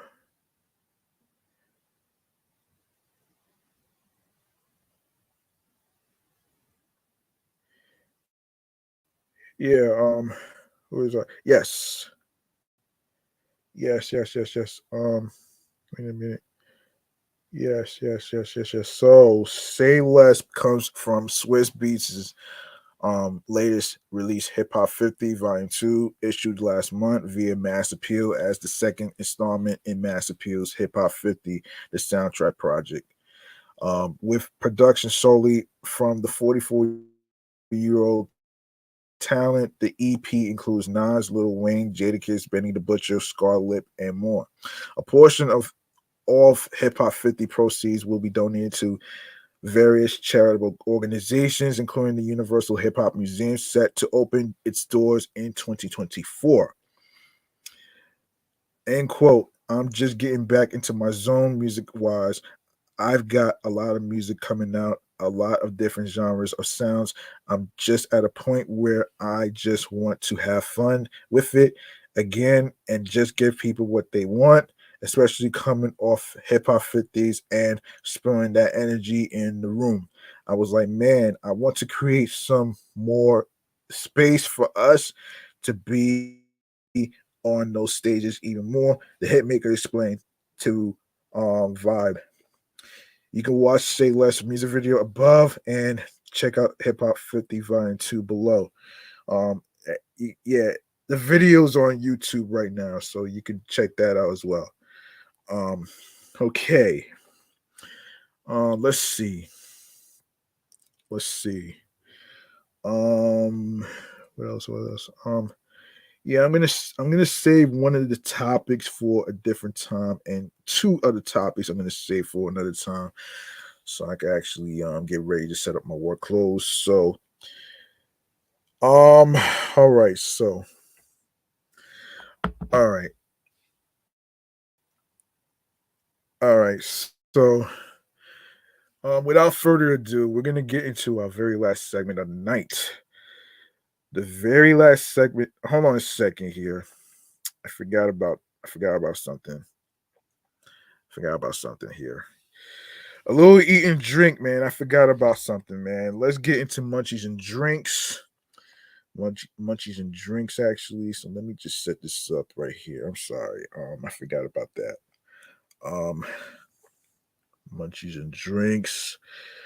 And this is where I actually inform you of some restaurants that have foods and drinks and stuff, the stories behind it, and everything else in between. So I'm actually going to get into it right here. So let's get to um, where we could actually um, okay. So um, hold on. I'm going to get to it. So let's get to it right here. Um, Hyperology. Anyway, sorry about that.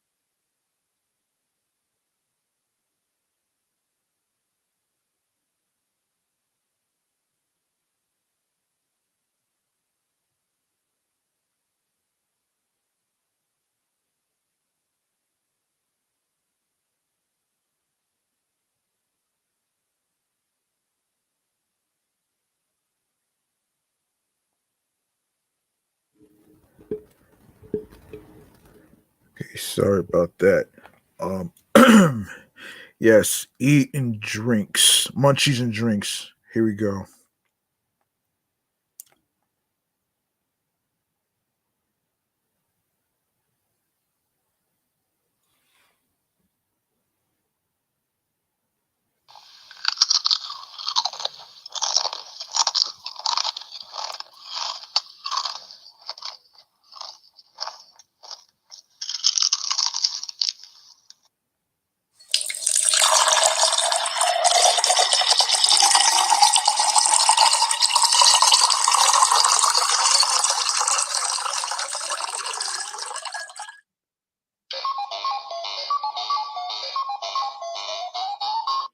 All right, here's the deal right here with West Village Donut Projects teams up with Rumor.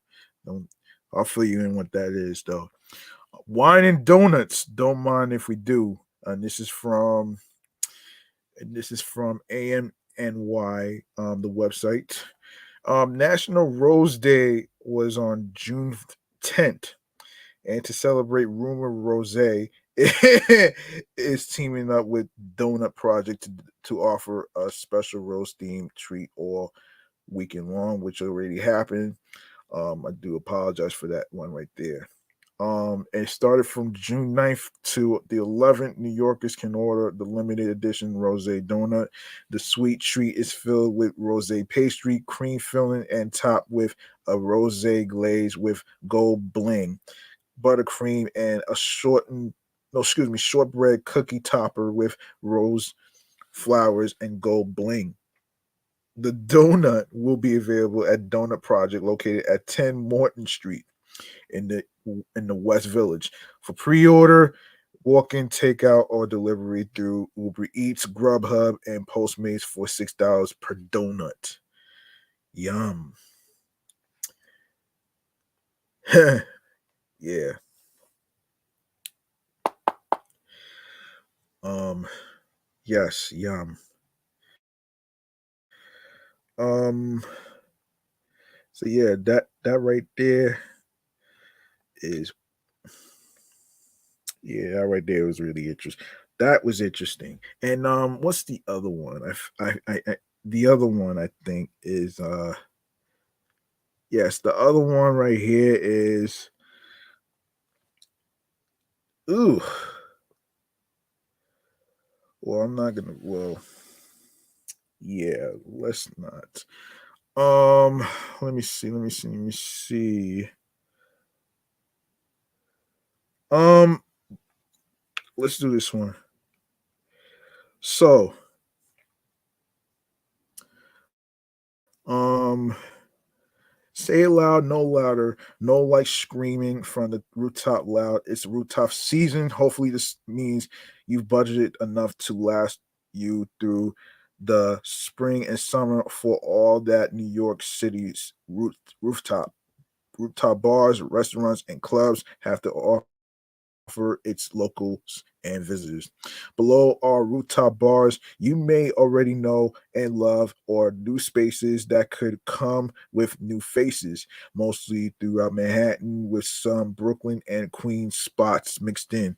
While this is by no means an exhaustive list of all the rooftop bars in New York City, is a jumping off place, or perhaps places you've already revisited but have since remodeled or been revamped since you've last been. So, starting with the Knickerbocker Hotel's St. Cloud rooftop in Midtown Manhattan. Um, so the the ultimate rooftop bar atop the Knickerbocker Hotel, with three plush corner sky pods overlooking Times Square, stylish indoor and outdoor seating options, and new furniture, the exclusive Waterford Crystal Lounge, and ultra lush private room, and lush living walls of greenery. So the Knickerbocker Hotel, 6 Times Square, 17th floor, New York, New York, 10036. The hours is from 4 p.m. to 11 p.m. And the highlight room, Lower East Side, um, glorious all season rooftop bar evoking a 19th century garden with foliage and tree floating 16 stories above the Lower East Side, with vintage points of the bridges and Empire State Building. Um, Location is Moxie, Lower East Side, 145 Bowery, New York, New York 10002. The hours is from Tuesday 5 p.m. to 1 a.m., Wednesday through Saturday 5 p.m. to 4 a.m., and Sunday 5 p.m. to midnight, which is 12. a.m. Star Child rooftop bar and lounge, Hell's Kitchen. Um yes, so here it is. So okay, so rooftop with two outdoor patios and retractable rooftop with a panoramic view of Midtown and the Hudson River. And the location is 305 West 48th Street, New York, New York 10036. Hours is from Monday through Wednesday, 5 p.m. to midnight, Thursday through Saturday, 5 p.m. to 2 a.m., and Sunday, 5 p.m. to 10 a.m. The Crown Chinatown rooftop bar located on the 21st floor of Hotel 50 Bowery with un, uh, unobstructed views of both the Manhattan and Brooklyn skylines, either indoors or outdoors. And the location is 50 Bowery, New York, New York 10013. Hours is from Monday through Thursday, 4 p.m. to midnight, Friday, 4 p.m. to 2 a.m., Saturday and Sunday, 2 p.m. to 12 a.m. And somewhere nowhere, Chelsea, a whimsical garden inspired two-level indoor and outdoor venue with open air rooftop pool and Manhattan skyline views at the top of the new Marriott Renaissance Chelsea Hotel, offering a decadent lounge and international and local DJs. Where Renaissance Hotel, Renaissance Chelsea Hotel, excuse me, 112 West 25th Street, 38th and 39th floor, New York, New York 10001. Hours is from Monday and Tuesday, 10 a.m. to 10 p.m., Wednesday, 10 a.m. to 1 a.m., Thursday and Friday, 10 a.m. to 4 a.m., Saturday and Sunday, 10 a.m. to 4 a.m. Um, all right, before I keep going, I have another side note here that I need to mention, and this is pertaining to another summer event. So let me just get that out the way before I wrap up here.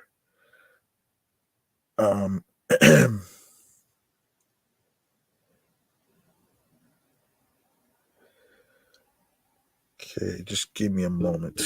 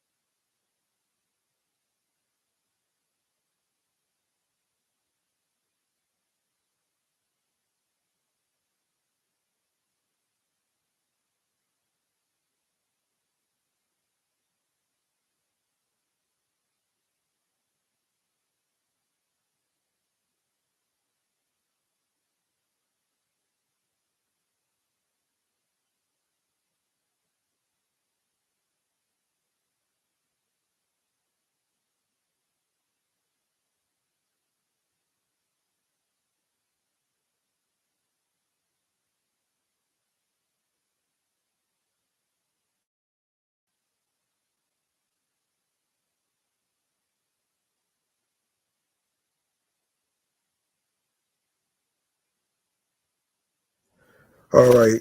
Before I keep going with the New York locations and stuff, um, if you are, let me see here. Where does this take place? If you, if you at home in the Chicago area is looking for something fun to do, there's this event called the Summer Smash, which is presented by presented by SPKRBX. And starting Friday, June 23rd, Vince Staples, Ice Spice, Glorilla, Freddie Gibbs, NLE Chopper, Cochise, Lil Pump, Smoke Perp, M Triplin, um, Didi Osama, Jalil, not to be confused with Jalil White, folks. Valet, Black Cray, DC the Don, Joey, um, um, um, Nina Tech, Brook Boy, um, SXMPRA, along with special guest Suicide Boy. Saturday, June 24th, Future, Ski Mask, The Slump Guard, G Herbal, Corday, Juicy J, T Grizzly, Lud Tyler, Lil Tracy, Sabapi, Famous Dex, Young Bands, Josiah V's, Gloss Up, Danny Towers, Sexy Red, Coot Honcho, Don um Colio, Don Col- Don Cor Don Corleo, excuse me, CP Highway Kamla. And of course, the 25th of June on Sunday, Playboy Cardi, Trippy Red, Lucky, Central C, Little Skies, Rico Nasty, Babytron, Little B, Lil Mosey, Cemetery,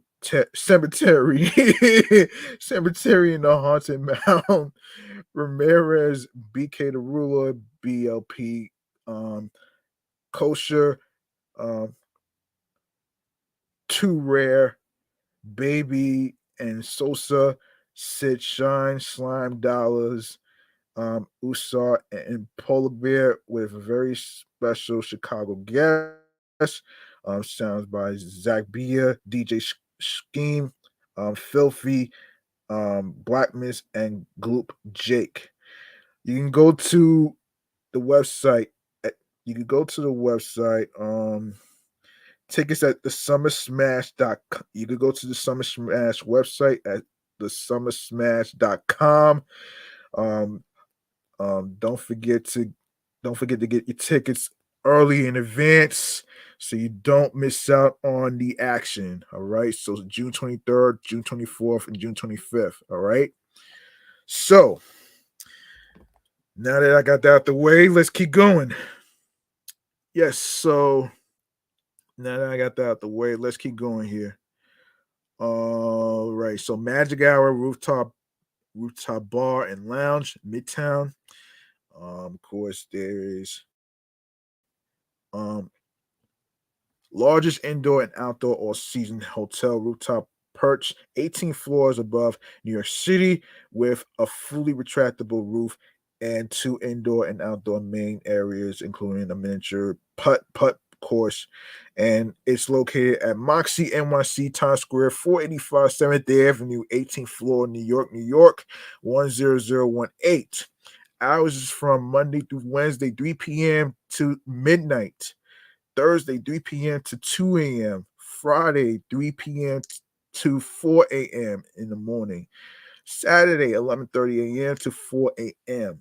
Sunday, 11:30 a.m. to 12 a.m. Okay, I think I'm gonna save the rest of this for next time. I think I'm gonna save the rest for this for next time, man. Because I gotta wrap up here anyway. So, um, I gotta wrap up this shit anyway. Um, anyway, let's get to. All right, let's get to. Hold on a second here. Okay, let's get to our last segment right here, man, called Stream Choices on the Go, right here, man. Um, this is where I inform you where you could actually listen to the podcast episodes and where you can follow the show and everything else in between. So here it is, right here, man. Here it is.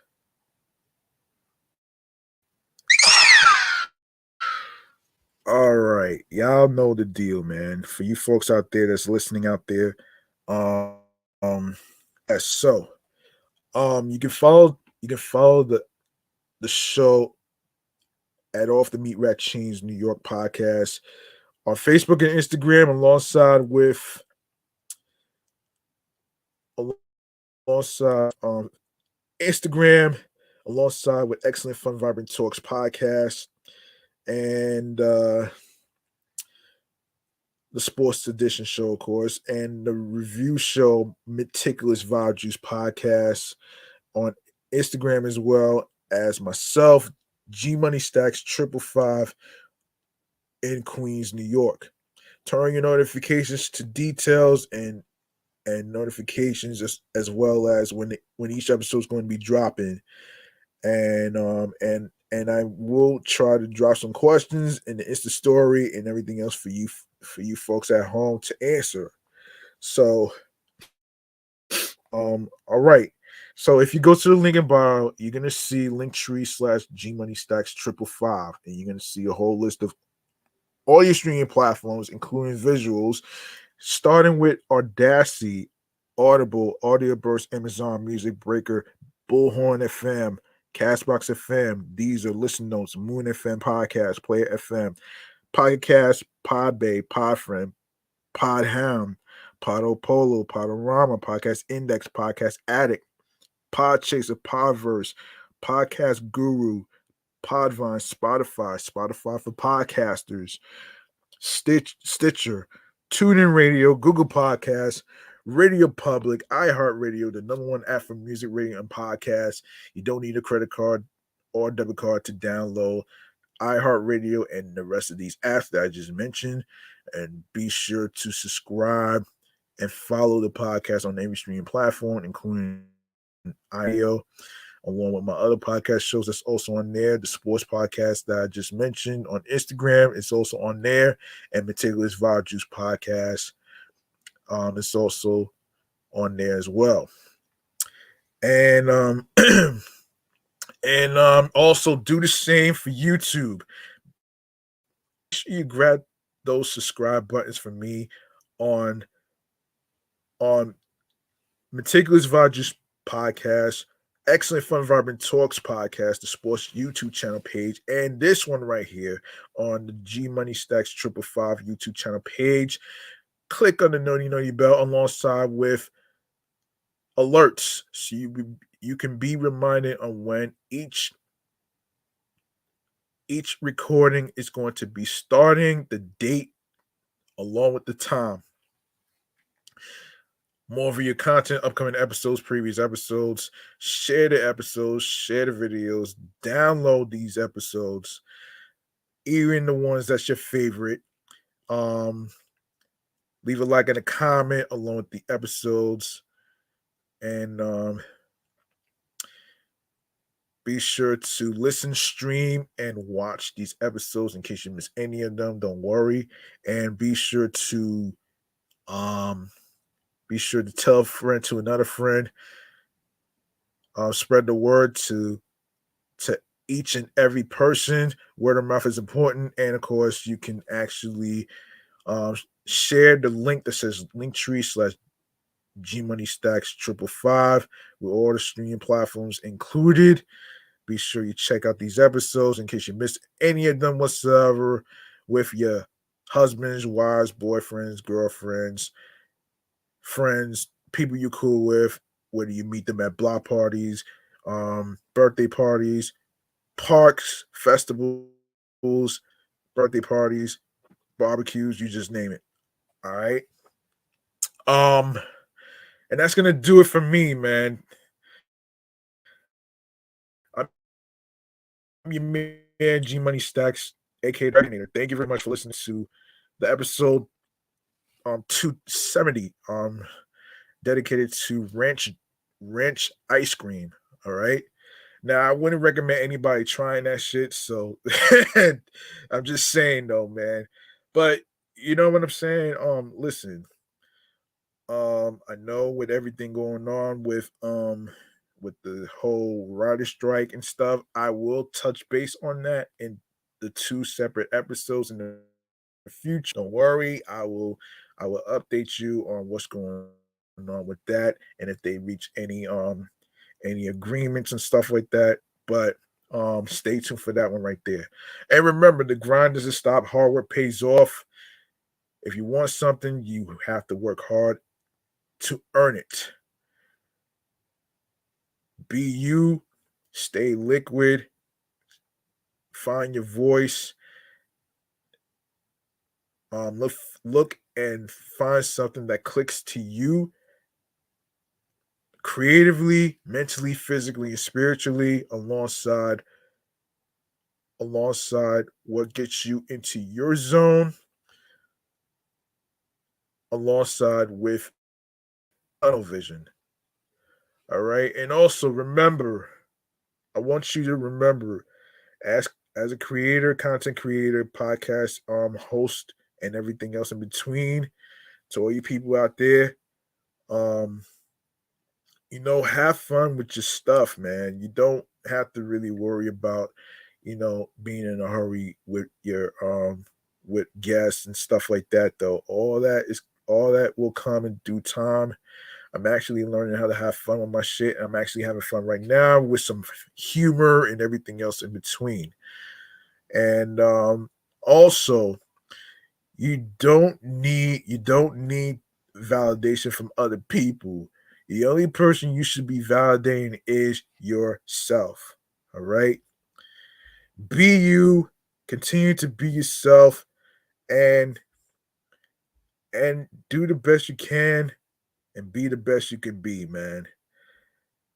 And of course, like I said before, man, the events that I just mentioned to you, don't forget to go to the website that I just mentioned to you for tickets to the the boat event of China Streets. Hurry up to get your tickets. And of course, the Summer Smash in Chicago with the website. You can go to the Summer Smash Instagram page, and you can go to China Street's Instagram page for tickets to her performance on the boat and stuff. So there you have it right there, man. I'm not bad here, man. Thank you very much for chilling, illin, feeling with me. Appreciate every single one of you. Y'all could have been listening to any other podcast whatsoever, but you chose to listen to this New York Avenue podcast platform right here. So so be careful out there. Have fun with your weekend and everything else in between. Peace and one love. And of course, enjoy the rest of your day and nighty night, folks.